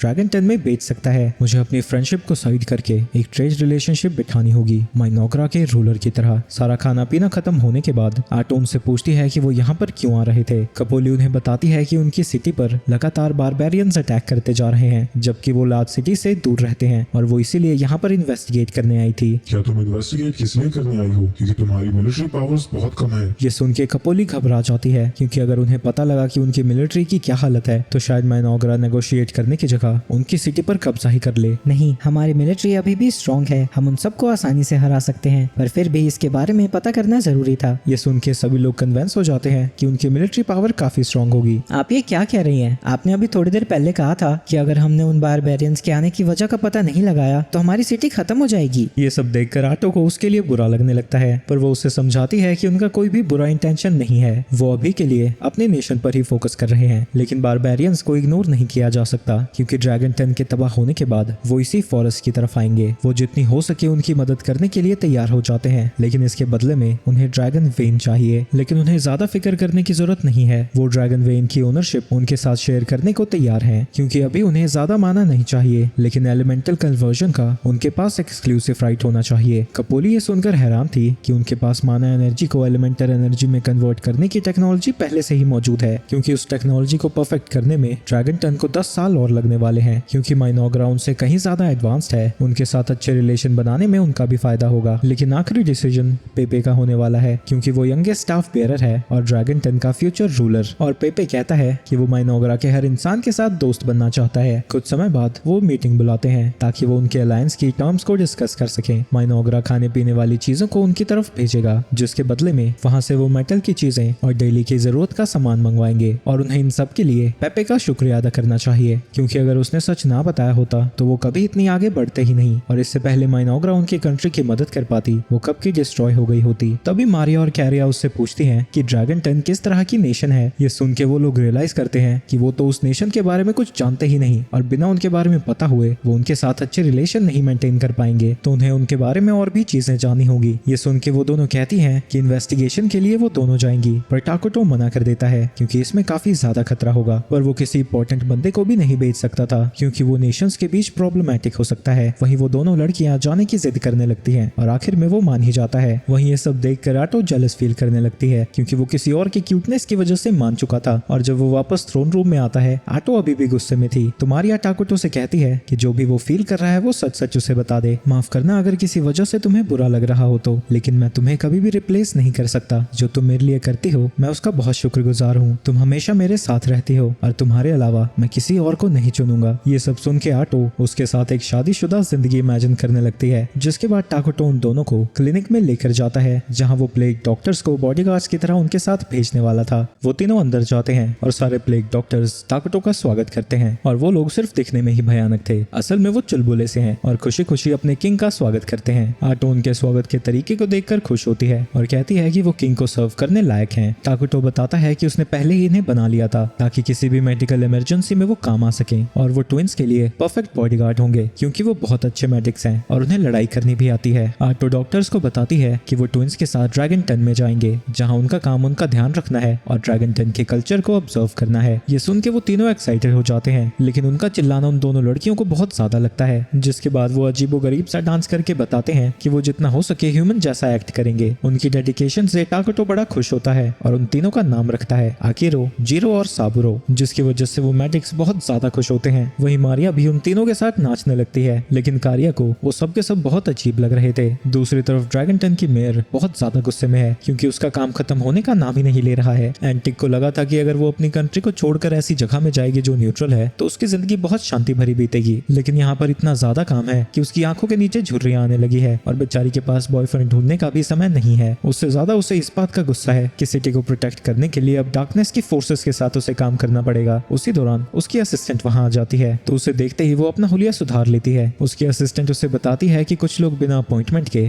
उससे मिलना चाहते हैं। एंटिक ये सुनकर भड़क जाती है और कहती है कि वो उन सबको वापस भेज दे, लेकिन जब असिस्टेंट बताती है कि वो माइनॉग्रा से आए हैं, वो सब कुछ छोड़ छाड़ कर उनसे मिलने चली जाती है। वहां जाने पर वो दोनों ट्विंस को देखती है, जिनके पीछे वो डरावने मेडिक्स थे। उनके ऑरा की वजह से एंटिक घबरा जाती है, लेकिन वो फिर भी हंसती हुई उनका स्वागत करती है और वो दोनों लड़कियां अपना इंट्रोडक्शन देती हैं। लेकिन एंटिक को अभी भी उनके ऊपर शक था, क्योंकि उसने डार्क एल्फ असैसिन्स के बारे में सुना है और ऊपर से वो मास्क पहने हुए लोग। उसे यहाँ पर कुछ भी ठीक नहीं लग रहा था और ऊपर से उन्होंने 2 बच्चों को क्यों भेजा है। तभी एंटिक को याद आता है कि कपोली ने उसे 2 ट्विंस के बारे में बताया था जिन्हें माइनोग्रा का राजा खुद एजुकेट कर रहा है ताकि वो फ्यूचर लीडर बन सके। और वो रियलाइज करती है कि उसके सामने बहुत ज्यादा इंपॉर्टेंट लोग हैं और यहाँ पर अगर वो कुछ भी गड़बड़ करती है तो उसकी पूरी कंट्री खतरे में आ जाएगी। वो घबराई हुई उनसे पूछती है कि उनकी यहाँ पर आने की वजह क्या है, लेकिन उन दोनों में से कोई जवाब दे ही नहीं पाता। तभी जीरो उनसे कहता है कि वो यहाँ पर इसलिए आए हैं क्योंकि पेपे ने उन्हें खेलने के लिए बुलाया था और ये इनफॉर्मल विजिट है जहाँ वो उनके कल्चर और लाइफस्टाइल के बारे में जानना चाहते हैं। ये सुन के एंटिक खुश हो जाती है क्योंकि अब उसे उन बच्चियों के साथ नेगोशिएट कुछ नहीं करना है। जिसके बाद एंटिक उन्हें शहर दिखाने के लिए ले जाती है। दूसरी तरफ टाकोटो ये सारी चीजें मैडिक्स की आंखों के थ्रू देख रहा था। सारा दिन सिटी को एक्सप्लोर करने के बाद शाम को वो अपने होटल के रूम में जाते हैं। कारिया और मारिया डिस्कस कर रही थी कि यहाँ के लोग बाहर के एनिमी से काफी डरे हुए हैं, ऊपर से खाने की भी यहाँ पर कमी है। मैडिक्स ये सब सुनकर इम्प्रेस हो जाते हैं और वो उन्हें एक सफेद फ्लावर देते हैं जो कि उन्हें मार्केट में मिला था।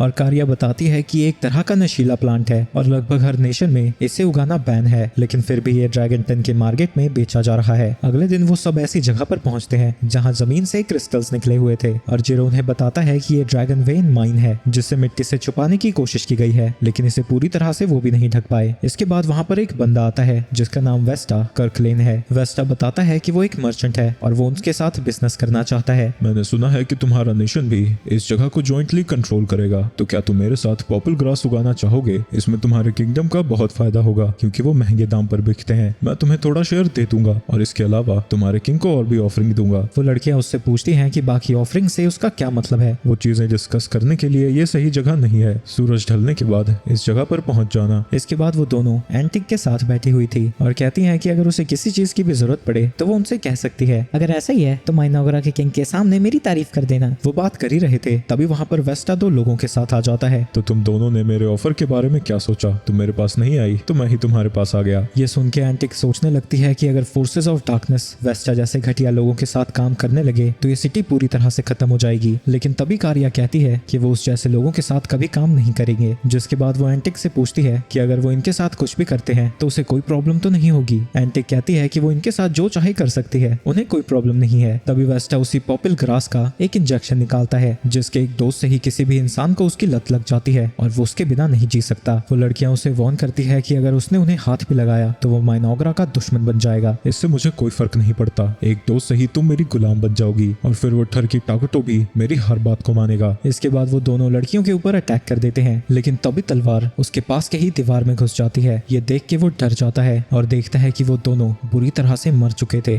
दूसरी तरफ फेमेल आटो से पूछती है कि उन्होंने मेडिक्स को ही गार्ड्स की तरह क्यों भेजा। आटो बताती है कि वो ह्यूमंस और डेमी ह्यूमंस दोनों को ही पसंद करते हैं और वो ह्यूमंस को हील करने में और मारने में बहुत ज्यादा एफिशिएंट है। दूसरी तरफ उन मेडिक्स ने उन दोनों को मार दिया था और वो उनकी खाल को उतार कर खुद पहनने की बातें करने लगते हैं। ये देख के वेस्टा और एंटिक दोनों ही डर जाते हैं। वेस्टा उनसे दया की भीख मांगने लगता है पर कारिया कहती है कि उसने उनके किंग की बेइज्जती की है और वो इसके लिए कभी उसे माफ नहीं कर सकती। उसके किंग ने उसे बताया था कि वो इविल है, यानी वो जो चाहे कर सकते हैं और इसी फ्रीडम से वो मेडिक्स को उसे मारने का ऑर्डर देती है। जिसके बाद वो तीनों उसे भी मार देते हैं। जिसके बाद वो तीनों ह्यूमंस की स्किन पहनकर अजीब तरीके से पोज देने लगते हैं। मारिया उनसे कहती है कि वो बिल्कुल ह्यूमंस लग रहे थे। दूसरी तरफ कारिया एंटिक से माफी मांग रही थी उस बेचारी को सदमा देने के लिए और पूरे रूम को लाल लाल पेंट करने के लिए। पर एंटिक घबराई हुई कहती है कि वो इसके बारे में फिक्र ना करे, वो यहाँ की साफ सफाई करा लेगी। ये देख के कारिया खुश हो जाती है पर इसकी वजह से एंटिक को और ज्यादा डर लगने लगता है क्योंकि इतनी मौतों के बावजूद भी उन दोनों लड़कियों के ऊपर कोई असर नहीं हुआ था। इसकी वजह से डर के मारे वो सूसू कर देती है। ये देख के वो तीनों मेडिक्स भी सूसू करने वाले थे क्योंकि वो इस शर्म का बोझ सिर्फ मेरे को नहीं उठाने दे सकते। लेकिन तभी कारिया उन तीनों को किक मारती है और कहती है कि वो चुपचाप एक जगह बैठ जाएं। इसके बाद आटो टाकोटो को डांटने लगती है क्योंकि उन दोनों लड़कियों को उसने कुछ ज्यादा ही फ्रीडम दे दी है। उसके पास बहुत समय था टेलीपैथी से उन दोनों को रोकने का,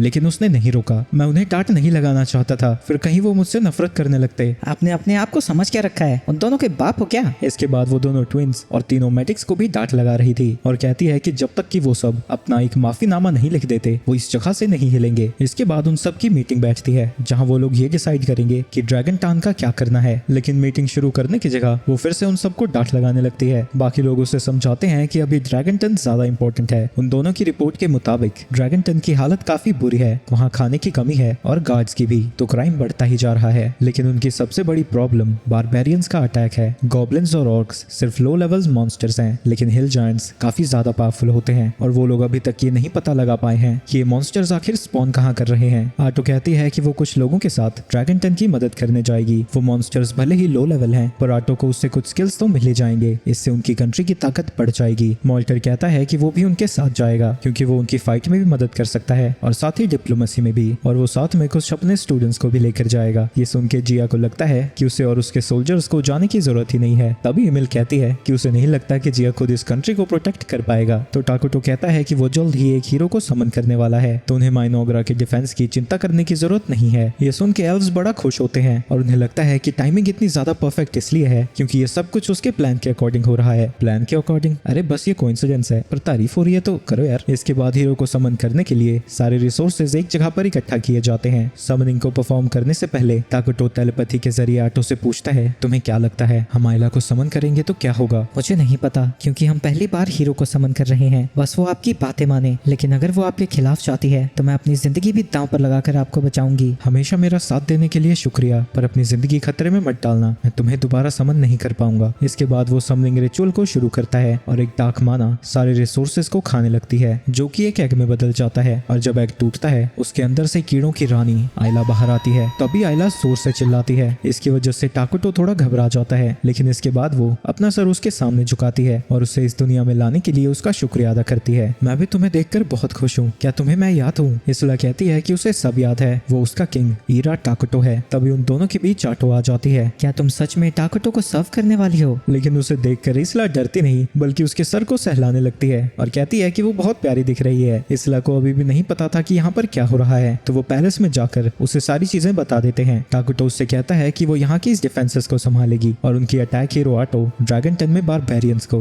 लेकिन आटो दुखी हो जाती है क्योंकि वहाँ जाकर वो टाकुटो को बहुत ज्यादा मिस करेगी। टाकुटो कहता है कि वो भी उसे मिस करेगा और वो दोनों रोते हुए एक दूसरे को गले लगा लेते हैं। इसके बाद वो सभी ड्रैगन टन में जाने के लिए तैयार थे, लेकिन आटो बहुत ज्यादा दुखी थी और बाकी लोग सोच रहे थे कि 1-2 दिन की तो बात है, वो इतनी इमोशनल क्यों हो रही है जैसे माइक छोड़ के जा रही हो। इसके बाद अगले दिन इसला देखती है कि टाकुटो दोपहर हो गई है फिर भी नहीं उठा है, तो इंजो से बताती है कि टाकुटो नॉर्मली दोपहर तक सोता है और अगर वो दोपहर में भी नहीं उठता तो वो या फिर आटो उसे जगा देते हैं। ये सुन के इसला टाकुटो को जगाती है। आप दोपहर तक सोते हैं और औरतों का इंतजार करते हैं खुद को उठाने के लिए, आप यहाँ के राजा हैं, लोग क्या सोचेंगे आपके बारे में, आपसे आप रोज सुबह उठेंगे। इसके बाद वो टाकुटो की परमिशन मांगती है ताकि कारिया और मारिया उसे सारी जगह का टूर दे सके। इसला के ट्विंस के साथ जाते ही वहाँ पर ईमेल आ जाती है जो कि लेबर्स को जो नए असाइनमेंट्स दिए गए थे उनकी रिपोर्ट लेकर आई थी। ये देखकर टाकुटो नर्वस हो जाता है क्योंकि आटो के बिना वो पहली बार किसी और से बात कर रहा था। ये बिल्कुल परफेक्ट है, लेकिन अगले हफ्ते से तुम गैदरिंग के लिए कम लोगों को भेजना और उन्हें किसी और काम पर लगा देना। उसके जाते ही वहाँ पर जिया भी आ जाता है जो कि वॉरियर्स के नए ट्रेनिंग प्लान को अप्रूव कराने आया था।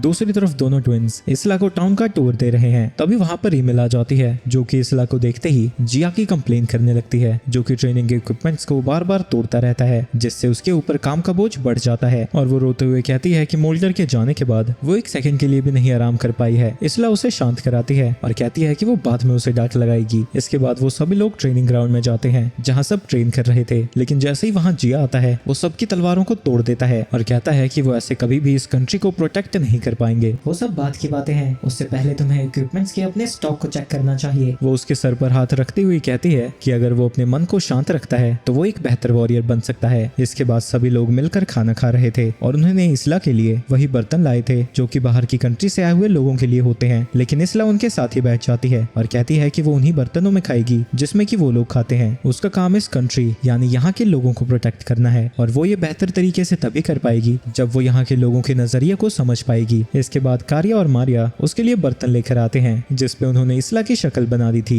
ये देख के वो बहुत खुश होती है और उनके सरों को सहलाने लगती है। रात को वो टाउन को पेट्रोल कर रही थी और सोच रही थी कि वो डिफेंसेस को कैसे इंप्रूव कर सकती है। तभी उसे किसी के चिल्लाने की आवाज आती है और एक ट्री हाउस के अंदर वो देखती है कि कारिया रो रही थी और मारिया उसे चुप कराने की कोशिश कर रही है। इसला उनसे पूछती है कि वो रो क्यों रहे हैं, तो कारिया बताती है कि वो सो नहीं पा रही क्योंकि उसे बार बार तब के सपने आ रहे हैं जब उनकी मॉम जिंदा थी और उठने के बाद वो रियलाइज करते हैं कि वो उन्हें दोबारा कभी नहीं देख पाएंगे। ये सुन के इसला उन दोनों को गले लगाती है और कहती है कि अब से वो उनके साथ ही सोएगी ताकि जब उनकी नींद खुले वो उसे उनके साथ ही पाए। अगले दिन इसला टाकुटो के पास जाती है और कहती है कि उन्हें एक लर्निंग इंस्टीट्यूट बनाना चाहिए जिससे उनकी रिसर्च काफी तेजी से आगे बढ़ेगी। जिसके बाद वो बॉर्डर्स के आसपास लिविंग रीड्स प्लांट करेंगे जिससे जो भी जबरदस्ती अंदर आने की कोशिश करेगा वो उसे डैमेज करेंगे। जिसके बाद वो अंडे देगी जिससे और भी वर्कर इंसेक्ट्स पैदा होंगे। इसके बाद वो उससे आटो के बारे में पूछती है और क्योंकि टाकुटो आटो के साथ सेंसेस को शेयर कर सकता है वो देखता है कि अब वो बारबेरियंस के साथ लड़ने वाली है। वो मॉन्स्टर्स से सिटी की तरफ बढ़ने लगते हैं, लेकिन आटो अपने एक ही अटैक से उन सभी मॉन्स्टर्स को खत्म कर देती है। मेयर एंटिक भी उसके साथ ही है और ये सब देखकर उसकी फटी पड़ी है और वो घबराते हुए उसे कहने लगती है कि ट्विंस के साथ उसने बहुत अच्छे से बिहेव किया था और उनका ध्यान भी रखा था। आटो समझ जाती है कि वो ऐसी हरकतें क्यों कर रही है, तो वो उससे कहती है कि वो यहाँ से जा सकती है, यहाँ पे वो अकेली सब कुछ संभाल लेगी। ये सुन के एंटिक बड़ी खुश होती है और जल्दी से वहाँ से दफा हो जाती है। इसके बाद कत्लेआम से वो थोड़ा सा ब्रेक लेती है और एक बीस्टमैन उसके लिए जूस लेकर आता है। मुझे तो लगा था कि यहाँ के लोग तुमसे बहुत डरेंगे, पर ये तो काफी स्मूथली जा रहा है। इसके लिए हमें पेपे का शुक्रिया अदा करना चाहिए। पेपे के नाम सुन के आटो को गुस्सा आ जाता है, क्योंकि जब उसने उसके टेंटिकल्स देखे थे वो उसे ऑक्टोपस बुला रहा था।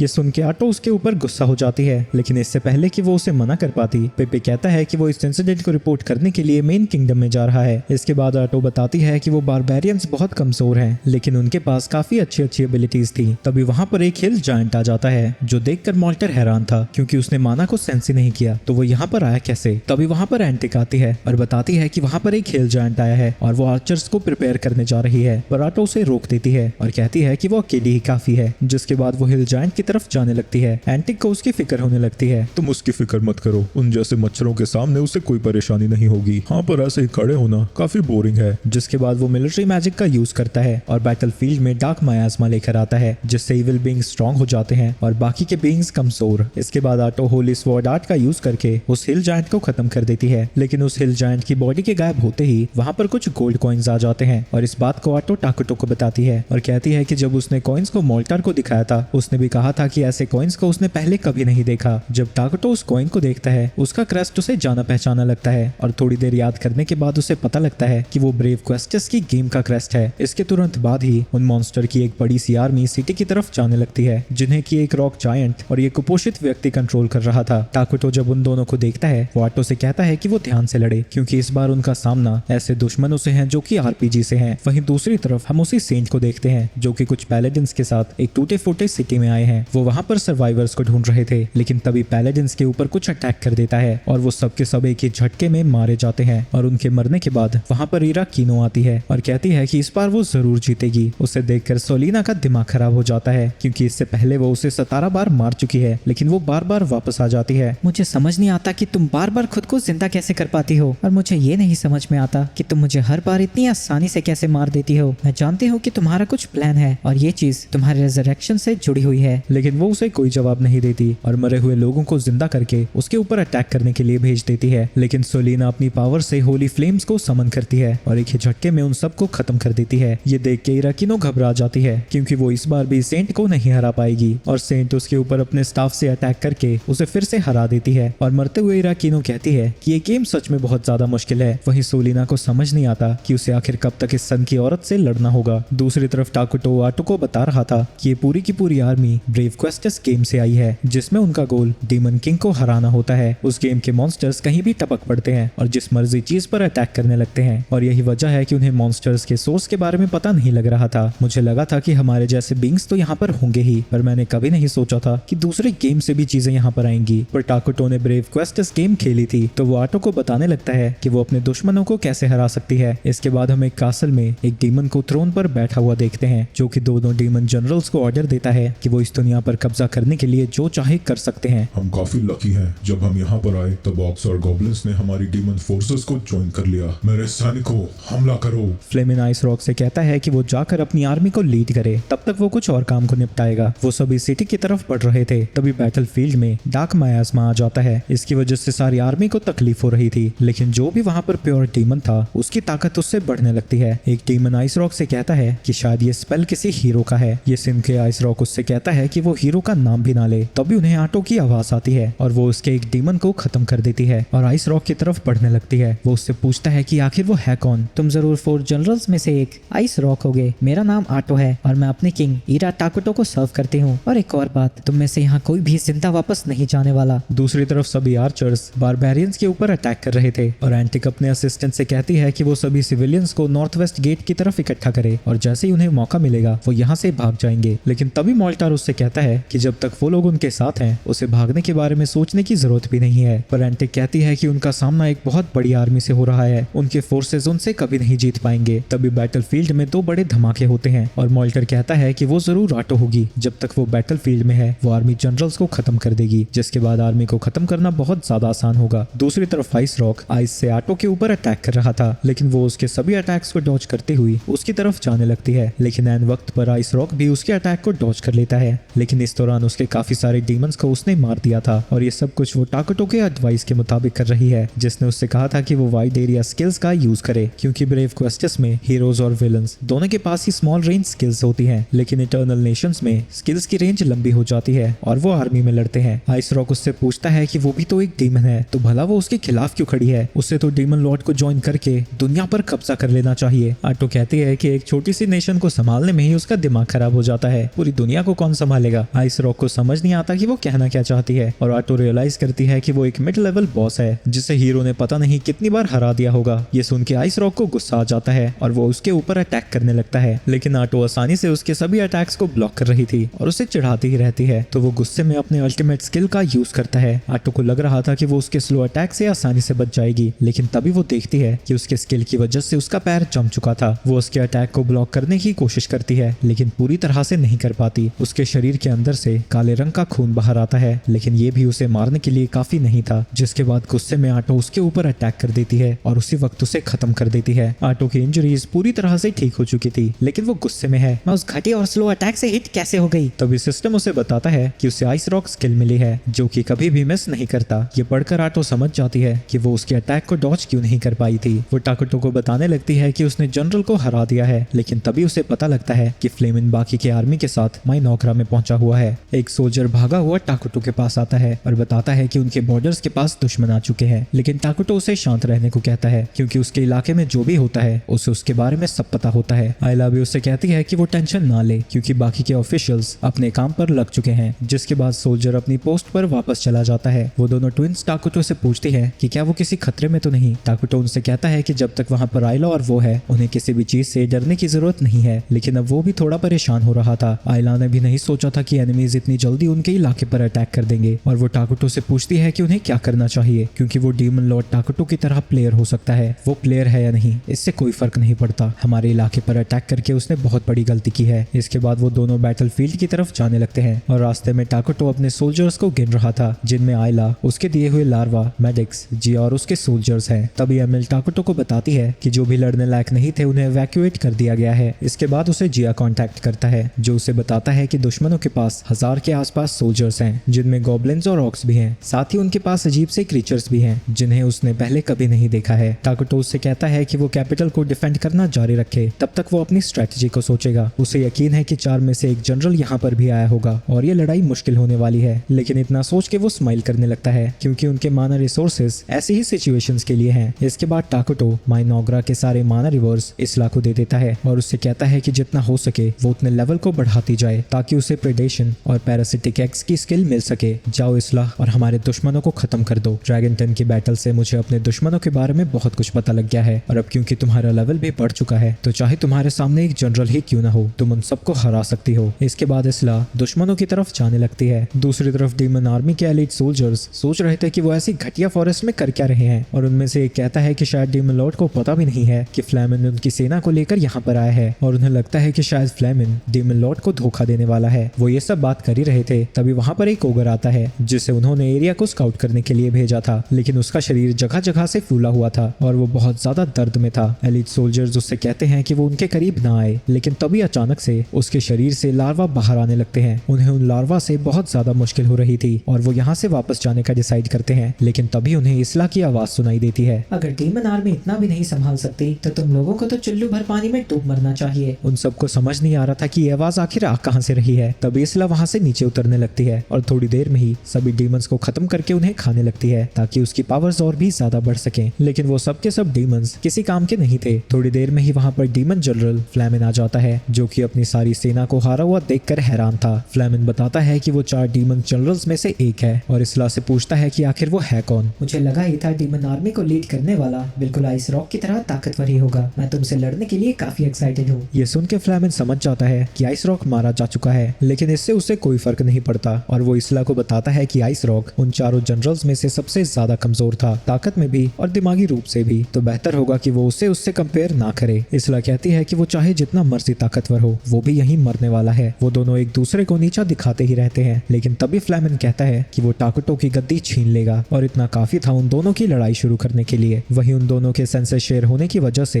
टाकुटो सारी चीजें देख पा रहा था और उसे लगता है कि उनकी स्ट्रेटजी बिल्कुल परफेक्ट है और अभी तक सब कुछ स्मूथली जा रहा है, लेकिन फिर भी कोई चीज उसे परेशान कर रही थी। दूसरी तरफ उन दोनों की फाइट के दौरान फ्लेमिन अपनी फ्लेम एरो से इसला के ऊपर अटैक करता है, लेकिन इससे उसका कुछ भी नहीं बिगड़ता। जिसके बाद इसला भी उसके ऊपर अटैक करती है, लेकिन वो उसके सभी अटैक्स को डॉज कर रहा था। जिसके बाद बहुत सारे लार्वा फ्लेमिन को चारों तरफ से ढक देते हैं, लेकिन वो अपनी फ्लेम्स को एक्टिवेट करके उन सबको जला देता है। इसके बाद फ्लेमिन काफी सारे मॉन्स्टर्स को समन करता है, जिसके बाद वो काफी सारे फायर बॉल से इसला के ऊपर अटैक कर देता है, लेकिन वो अपने लार्वे की मदद से उसके सभी फायर बॉल्स को डिफ्लेक्ट कर देती है। जिसके बाद वो जमीन में अपनी पूंछ को घुसा के काफी सारे लार्वा डाल देती है और कहती है कि उनका किंग जानना चाहता है कि आखिर डीमन लॉर्ड उनके ऊपर अटैक क्यों कर रहा है। जिसके बाद जमीन से सारे लार्वा उन मॉन्स्टर के शरीर के अंदर जाने लगते हैं और उन सभी मॉन्स्टर्स को अंदर से खाने के बाद वो फ्लेमिन की तरफ जाने लगते हैं, लेकिन वो अपनी फायर का यूज करके उन्हें 1 सेकंड में जला देता है। जिसके बाद इसला भी उसके ऊपर अटैक करने लगती है। उसके सभी अटैक्स को डॉज करता हुआ फ्लेमिन कहता है कि या तो वो सबके सब बेवकूफ हैं या तो उसका किंग सच्चाई को छुपा रहा है। जिसके बाद वो उसके ऊपर अटैक करता हुआ पूछता है कि वो अपने बारे में क्या सोचती है। इसला कहती है कि वो माइनोग्रा की प्रोटेक्टर हीरो है और टाकुटो की सर्वेंट। ये सुन के फ्लेमिन को गुस्सा आ जाता है और अब जाकर उसे समझ आता है कि वो इसला से इतनी नफरत क्यों करता है, क्योंकि अपने फ्री विल होने के बावजूद भी वो टाकुटो को सर्व कर रही है और इस पर उसे गर्व भी है। अच्छा, तो अब मैं तुम्हारी सिचुएशन समझी। तो यानी तुम्हारा कोई फ्री विल नहीं है और डीमन लॉर्ड जैसे चाहे तुम्हें कंट्रोल कर रहा है। इस टकले की सिचुएशन बिल्कुल ऐसे ही थी और इसीलिए वो उन सबको मारकर अपनी फ्रीडम को हासिल करना चाहता है। जिसके बाद वो इसला के ऊपर फायर से अटैक करता है। वो उसे डॉज करने की कोशिश करती है, लेकिन वो उसका पीछा करना नहीं छोड़ता और आखिर में जाकर वो उसे हिट कर देता है। ये देखकर फ्लेमिन खुश हो जाता है क्योंकि उसे लग रहा था कि वो लड़ाई को जीत चुका है, लेकिन तभी वो देखता है कि इसला ने एक ककून की मदद से खुद को बचा लिया था और उससे चिढ़ाते हुए पूछती है कि क्या वो इतना ही कर सकता है। गुस्से में फ्लेमिन लगातार उसके ऊपर फायर एरो से अटैक करता ही जाता है, लेकिन इसला उसके सारे अटैक्स को डॉज कर लेती है और पागलों की तरह अटैक करने की वजह से उसका माना खत्म हो जाता है और इसला उसके ऊपर अटैक करके उसे घायल कर देती है। वहीं फ्लेमिन डीमन लॉर्ड की बात याद करता है जिसने उससे कहा था कि वो इस दुनिया को जीत कर अगर एक एंटिटी को ऑफर करता है तो वो फ्री हो जाएगा, लेकिन वो असल में अब तक एक कठपुतली की तरह ही एक्ट कर रहा था। जिसके बाद आयला उसके ऊपर अटैक करके उसके शरीर के 2 टुकड़े कर देती है। टाकुटो उसे कांटेक्ट करता है और उसकी तारीफ करते हुए कहता है कि अब वो वापस आ सकती है। इसला उसे बताती है कि लड़ाई के दौरान उसका लेवल अप भी हो गया, लेकिन तभी अचानक से उनका कनेक्शन कट हो जाता है और वो दोनों आपस में बात नहीं कर पा रहे थे। इसके अगले ही पल वो दोनों ट्विन्स इसला के सामने आ जाती हैं। उन्हें समझ नहीं आता कि वो यहाँ पर कैसे पहुंच गए, क्योंकि अभी तो वो टाकुटो के पास थे। ये देखकर इसला पैनिक कर जाती है और सभी लार्वा से कहती है कि वो दोनों ट्विन्स को प्रोटेक्ट करें, लेकिन इसला ये नहीं जानती थी कि फ्लेमिन अभी भी जिंदा है। वहीं जब लार्वा उन दोनों को प्रोटेक्ट करने के लिए उनके पास जा रहे थे, तभी किसी चीज से वो डर जाते हैं और वहां से दूर हो जाते हैं। इसला चिल्लाकर ब्रेन ईटर्स को वहां बुलाने की कोशिश करती है, लेकिन कोई भी उसकी आवाज नहीं सुनता। ये सब देखकर वो दोनों ट्विन्स डर जाती हैं, पर इसला उनसे कहती है कि वो फिक्र ना करें और उन्हें उठाकर वहां से जाने लगती है। लेकिन जब वो वहां से जा रही थी, वो वापस घूमकर उसी जगह पर आ जाती है। ये सब देखकर फ्लेमिन उसके ऊपर हंसने लगता है, तो इसला फिर से उसके ऊपर अटैक करती है, लेकिन इसके बावजूद भी वो हंस रहा था और कहता है कि वो पहले ही मर चुका है। दूसरी तरफ टाकुटो को एक सिस्टम मैसेज दिखता है जिसमें लिखा था कि एक इवेंट प्रोग्रेस में है और जब तक ये इवेंट चल रहा है सारे इंपॉर्टेंट कैरेक्टर्स प्रोटेक्टेड हैं। और टाकुटो देखता है कि फ्लेमिन बिल्कुल ऐसे ही एक्ट कर रहा था जैसे कि ब्रेव क्वेस्टस के गेम में होता था और उसके डायलॉग भी बिल्कुल सेम है। इसला फिर से फ्लेमिन के ऊपर अटैक करने जाती है, लेकिन वो अपनी जगह से नहीं हिल पाती। फ्लेमिन हंसता हुआ उससे कहता है कि वो इस चीज से हजारों बार गुजर चुका है और हर बार सेम ही चीज रिपीट होती है। तभी कारिया और मारिया ना चाहते हुए भी आगे बढ़ने लगती हैं और उनका अपने शरीर पर जरा भी कंट्रोल नहीं था। ये देख के इसला को लगता है कि शायद ये कोई आरपीजी मैकेनिक्स है जिसके बारे में टाकुटो ने उसे वार्न किया था। तभी फ्लेमिन हंसता हुआ कहता है कि अब वो उन दोनों चूजों को अपनी आंखों से मरते हुए देखेगी। वहीं टाकुटो ने ये सारी चीजें पहले देख रखी थी। ब्रेव क्वेस्टस में फ्लेमिन को हराने के बाद ऐसा ही होता था। इसला अपने शरीर को मूव करने की कोशिश कर रही थी, लेकिन वो हिल भी नहीं पाती। ये सब करने का कोई फायदा नहीं है, इसे मैं स्क्रिप्टेड इवेंट कहता हूँ, इसमें तुम कुछ नहीं कर सकती। वहीं कारिया और मारिया डर के मारे रोने लगती हैं, तो इसला उनसे प्रॉमिस करती है कि चाहे कुछ भी हो जाए वो उन्हें कुछ भी नहीं होने देगी और वो खुद को आजाद करने की कोशिश करने लगती है, लेकिन इससे उसके ही शरीर को नुकसान होता है। तुम सब के सब बेवकूफ हो। तुम्हें लगता है कि तुम अपनी मर्जी से जी रहे हो, लेकिन हीरोज हो या डीमन लॉर्ड, सबके सब गेम के मोहरे हैं। हम सिर्फ वही कर सकते हैं जो गेम हमें करने देती है। तुम भी मुझे सुन रहे हो ना? दुनिया को जीतने के बाद आजाद होने की बात भी झूठी थी। तुमने मुझे और डीमन लॉर्ड दोनों को ही बेवकूफ बनाया है। टाकुटो, तुम भी इन सबसे बेहतर नहीं हो। जब तुम मुझसे लड़ रहे थे तुम यही सोच रहे थे ना कि इस बॉस को हराने के बाद मैं अपने गियर को अपग्रेड करूंगा, लेकिन देखो मैं अभी भी जिंदा हूँ और तुम जिसकी भी फिक्र करते हो मैं उसकी जान अपने हाथों से लूंगा। जिसके बाद वो खुद की बॉडी को धमाके में उड़ा देता है और वो धमाका बहुत बड़ा था। इसके बाद हम पास्ट का सीन देखते हैं जब वो दोनों बहनें एक ऊंची जगह पर चढ़कर मैनोग्रा को देख रही थी जो कि उन्हें बहुत सुंदर लगता है और मारिया चांद को देखकर कहती है कि चांद बहुत सुंदर है। ये सुन के कारिया उसे बताती है कि किंग ने उससे कहा था कि जब वो कहते हैं कि चांद सुंदर है इसका मतलब आई लव यू होता है। तो मारिया कारिया को देखकर कहती है कि चांद बहुत सुंदर है और कारिया भी यही कहती है। जिसके बाद कारिया कहती है कि उन्हें इस्लामा को भी यहाँ पर लाना चाहिए और वो उनसे भी कहेंगे कि चांद सुंदर है और वो कहते हैं कि अगली पूर्णिमा को वो इस्लामा को यहाँ पर लेकर आएंगे, तब तक वो इस बात को सीक्रेट रखेंगे। इसके बाद हम प्रेजेंट का सीन देखते हैं जहाँ पर इस्ला ने उन दोनों को बचा लिया था लेकिन इसकी वजह से उसका पूरा शरीर डैमेज हो चुका है। अपनी इस्ला माँ को ऐसे देखकर वो दोनों लड़कियां रोने लगती हैं लेकिन उन दोनों को सही सलामत देखकर इस्ला खुश थी। वो दोनों किंग और मेडिक्स को कांटेक्ट करने की कोशिश करती है लेकिन वहाँ से कोई जवाब नहीं आ रहा था जिससे वो और भी ज्यादा घबराने लगती हैं। तुम लोगों को अब तक ये समझ जा ही गया होगा मैं जिंदा नहीं बचूंगी, इसलिए मैं तुम्हें कुछ देना चाहती हूँ। ऐसा नहीं हो सकता, आपको बचाने का कोई तो रास्ता होगा। इस्ला कहती है कि वो कुछ भी नहीं कर सकते और उन दोनों लड़कियों को लगने लगता है कि ये सब इसलिए हुआ क्योंकि वो कमजोर हैं। उन्हें समझ नहीं आता कि उनके साथ हमेशा ऐसा क्यों होता है। वो तो बस अपनी माँ के साथ खुशी खुशी जीना चाहते थे लेकिन इस्ला कहती है कि इसमें उन दोनों की कोई गलती नहीं है, ऐसा इसलिए हो रहा है क्योंकि वो कमजोर है। लेकिन ये सुन के वो कहती है कि वो भी उसके साथ मरना चाहती है, उनके पास जीने की कोई वजह नहीं है। लेकिन इस्ला उनसे एक रिक्वेस्ट करती है जिसके बाद वो अपने दिल को बाहर निकाल कर उनसे कहती है कि वो इसे खा जाएं। अरे भाई इसी चीज का तो ट्रॉमा था इनको, फिर वही हो रहा है। और ये प्याज कौन काट रहा है मेरे बगल में। इस्ला ने अपनी सारी एक्सपीरियंस का यूज करके रॉयल सक्सेशन स्किल को एक्वायर किया था और अगर वो दोनों उसके दिल को खाती हैं तो उसकी सारी पावर्स उनकी हो जाएंगी। मैं चाहती हूँ कि तुम इसे खा जाओ और मेरी प्यारी बच्ची हो अपनी जिंदगी वैसे ही जीना जैसे कि तुम जीना चाहती हो। मैं तुम दोनों से बहुत प्यार करती हूँ। इतना कहने के बाद इस्ला की मौत हो जाती है। दूसरी तरफ आटो काफी सारे मॉन्स्टर्स को मार रही थी और मॉल्टर से कहती है कि उन्हें उसके साथ आने की कोई जरूरत नहीं है, पर किंग ने उन्हें ऑर्डर दिया था कि वो उनके साथ जाकर डीमन लॉर्ड के स्ट्रॉन्ग होल्ड को डिस्ट्रॉय कर दे। आटो जल्दी से जल्दी अपने टाकोटो के पास वापस जाना चाहती थी लेकिन मॉन्स्टर्स की तादाद कम ही नहीं हो रही है और जब वो उन्हें मारना खत्म करती है तभी उसे इस्ला के बारे में पता लगता है। ये देखकर उसका गुस्सा आउट ऑफ कंट्रोल चला जाता है और मॉल्टर सभी को झुकने को कहता है। वहीं गुस्से में आटो आसपास के सारी चीजों को डिस्ट्रॉय करने लगती है। तभी मॉल्टर उससे रिक्वेस्ट करता है कि वो अपने गुस्से को शांत करे। खुद को किसी तरह शांत करने के बाद आटो उन्हें इस्ला के बारे में बता देती है। दूसरी तरफ इस्ला की मौत के बारे में टाकोटो को भी पता चल चुका था। फ्लेमिन का स्क्रिप्टेड इवेंट बहुत फेमस है पर वो इस दुनिया में पॉसिबल कैसे है। और हम देखते हैं कि अब तक जो भी वहाँ पर हुआ था सब उस इवेंट के अकॉर्डिंग ही हो रहा था और कारिया और मारिया ने इस्ला के दिल को खा लिया है क्योंकि एक की जगह दो लोगों ने उसके दिल को खाया था। हीरो के एक्टिवेशन में एरर आ रहे थे लेकिन तभी कोई उसमें चेंजेस करता है जिसकी वजह से कारिया और मारिया में इस्ला की पावर्स जाग जाती हैं। दूसरी तरफ टाकोटो आटो को सारी चीजें बता देता है। आटो कहती है कि एक इमरजेंसी है और वो वापस माइनोग्रा आने लगती है लेकिन टाकोटो उसे रोक देता है। इस्ला की मौत हो गई है लेकिन वो दोनों ट्विंस अभी भी जिंदा है। इस्ला ने रॉयल सक्सेशन का यूज करके उन दोनों को अपनी पावर्स दे दी हैं और वो साउथ में एनिमी के स्ट्रॉन्ग होल्ड की तरफ जा रही हैं। वो जरूर बदला लेना चाहती हैं और सक्सेशन की वजह से अब उन्हें हीरो का स्टेटस मिल चुका है पर अब हम और हीरोज को नहीं खो सकते। मेरे ऑर्डर्स उन तक नहीं पहुंच पाएंगे तो मैं चाहता हूं कि तुम उन्हें वापस लेकर आओ। लेकिन आटो कहती है कि आरपीजी मैकेनिक्स बहुत ज्यादा खतरनाक है इसलिए उसे टाकोटो के पास जाकर उसे प्रोटेक्ट करना चाहिए। वो भावनाओं में बहकर ये सारी चीजें नहीं कर सकते। इस्ला ने उन दोनों ट्विंस को हमें सौंपा है। ये मेरा ऑर्डर है आटो, जाओ और उन दोनों को सही सलामत वापस लेकर आओ। ये सुन के आटो कुछ नहीं कहती और मोल्टार से कहती है कि वो सब कैपिटल में वापस जाएं और वो याद करती है कि टाकोटो इटर्नल नेशंस का सबसे बेस्ट प्लेयर है तो उसे उनके ऊपर भरोसा रखना चाहिए। इसके बाद एमिल और जिया भी उसे कांटेक्ट करते हैं और उससे पूछते हैं कि उन्हें आगे क्या करना चाहिए लेकिन टाकोटो उनसे कहता है कि वो कुछ भी ना करें जब तक कि वो उन्हें ऑर्डर नहीं देता। दूसरी तरफ कारिया अकेली ही डीमन आर्मी के पास पहुंच जाती है और वहां पर विंड डीमन जनरल भी मौजूद है। विंड जनरल अपनी आर्मी को ऑर्डर देने लगती है कि वो कारिया को खत्म कर दे क्योंकि उसे लग रहा था कि वो ऐसे ही एक नॉर्मल लड़की है। लेकिन तभी कारिया अपनी पावर्स को एक्टिवेट करती है। दूसरी तरफ मारिया डांस कर रही थी। वो शुरू से ही थोड़ी सनकी है लेकिन इस्ला की मौत की वजह से उसका दिमागी संतुलन और भी ज्यादा बिगड़ चुका है और वो फिलहाल डीमन के अर्थ जनरल के सामने खड़ी है और उसे समझ नहीं आता कि यहाँ पर आखिर हो क्या रहा है। दूसरी तरफ कारिया की पावर्स की वजह से उस जनरल की सारी सेना दर्द में चिल्ला रही थी। ये देखकर वो जनरल समझ जाती है कि कारिया कोई आम लड़की नहीं है और वो उसके ऊपर अटैक कर देती है। लेकिन कारिया के पास अब डिवाइन लाइट स्किल थी जो कि हर कर्स अटैक को डिफ्लेक्ट कर देता है और जैसे ही कारिया की नजरें उसके ऊपर जाती हैं उसकी बॉडी सड़ने लगती है। कारिया अपने स्किल से एक जानलेवा मांस खाने वाली बीमारी दे सकती है और इसकी वजह से कुछ सेकंड्स के अंदर ही वो जनरल मारी जाती है। दूसरी तरफ क्योंकि मारिया हर वक्त डिनायल में रहती थी, उसकी पावर्स ये है कि वो दूसरों को चीजें भुला सकती है। इसकी वजह से उस जनरल का मैकेनिकल रोबोट फंक्शन करना ही भूल जाता है और वो जनरल इतनी मर्जी कोशिश कर ले वो अपने रोबोट को हिला भी नहीं पाता। और मारिया की दूसरी एबिलिटी अपने दो माओ को खाने की वजह से आई है। तो जैसे ही वो अपने मुंह को बंद करती है, उस बड़े से रोबोट और बाकी के मॉन्स्टर्स का एक बड़ा सा हिस्सा गायब हो जाता है और अभी सिर्फ वहां पर वही जनरल बचा था। मारिया देखती है कि वो बहुत ज्यादा डरा हुआ है, तो वो अपनी पावर्स का यूज करके उसके डर को खत्म कर देती है, जिसके बाद वो एक बड़ी सी बाइट लेकर उसे भी खत्म कर देती है। इसके बाद वो दोनों बहनें डीमन लॉर्ड के सामने पहुंच जाती हैं, जो कहता है कि एक बार वो दुनिया को डिस्ट्रॉय करके उसे ऑफरिंग की तरह दे दे, वो फ्री हो जाएगा। गॉड के साथ उसने यही पैक्ट बनाया है। लेकिन लड़ाई को शुरू करने से पहले वो उनसे पूछता है कि वो भगवान में मानते हैं या फिर नहीं। वो दोनों लड़कियां साथ में कहती हैं कि भगवान जैसा कुछ भी एग्जिस्ट नहीं करता। डीमन किंग डार्क बैरियर को एक्टिवेट करता है और कहता है कि वो दोनों उसके शरीर पर खरोंच भी नहीं ला सकते। लेकिन तभी उसका बैरियर टूट जाता है, जो देख के वो कंफ्यूज हो जाता है, क्योंकि ऐसा सिर्फ चोजन हीरो ही कर सकता है और उसके अग्रीमेंट के हिसाब से ऐसा कोई इस दुनिया में एग्जिस्ट ही नहीं करना चाहिए। लेकिन वो दोनों बहनें उसके सवालों का कोई जवाब नहीं देती और डीमन किंग कहता है कि जिस हीरो को वो पहले जानता था वो भी चुप ही रहा करता था। इसके बाद वो डीमन लॉर्ड अपनी ट्रू फॉर्म को रिलीज करता है और कहता है कि वो अपनी पूरी पावर के साथ इसलिए लड़ पा रहा है क्योंकि इस दुनिया में उसके ऊपर उतने रिस्ट्रिक्शंस नहीं है। तो गेम की तरह फेजेस में लड़ना बड़ी बेवकूफी होगी। वो बहुत सारे हथियारों से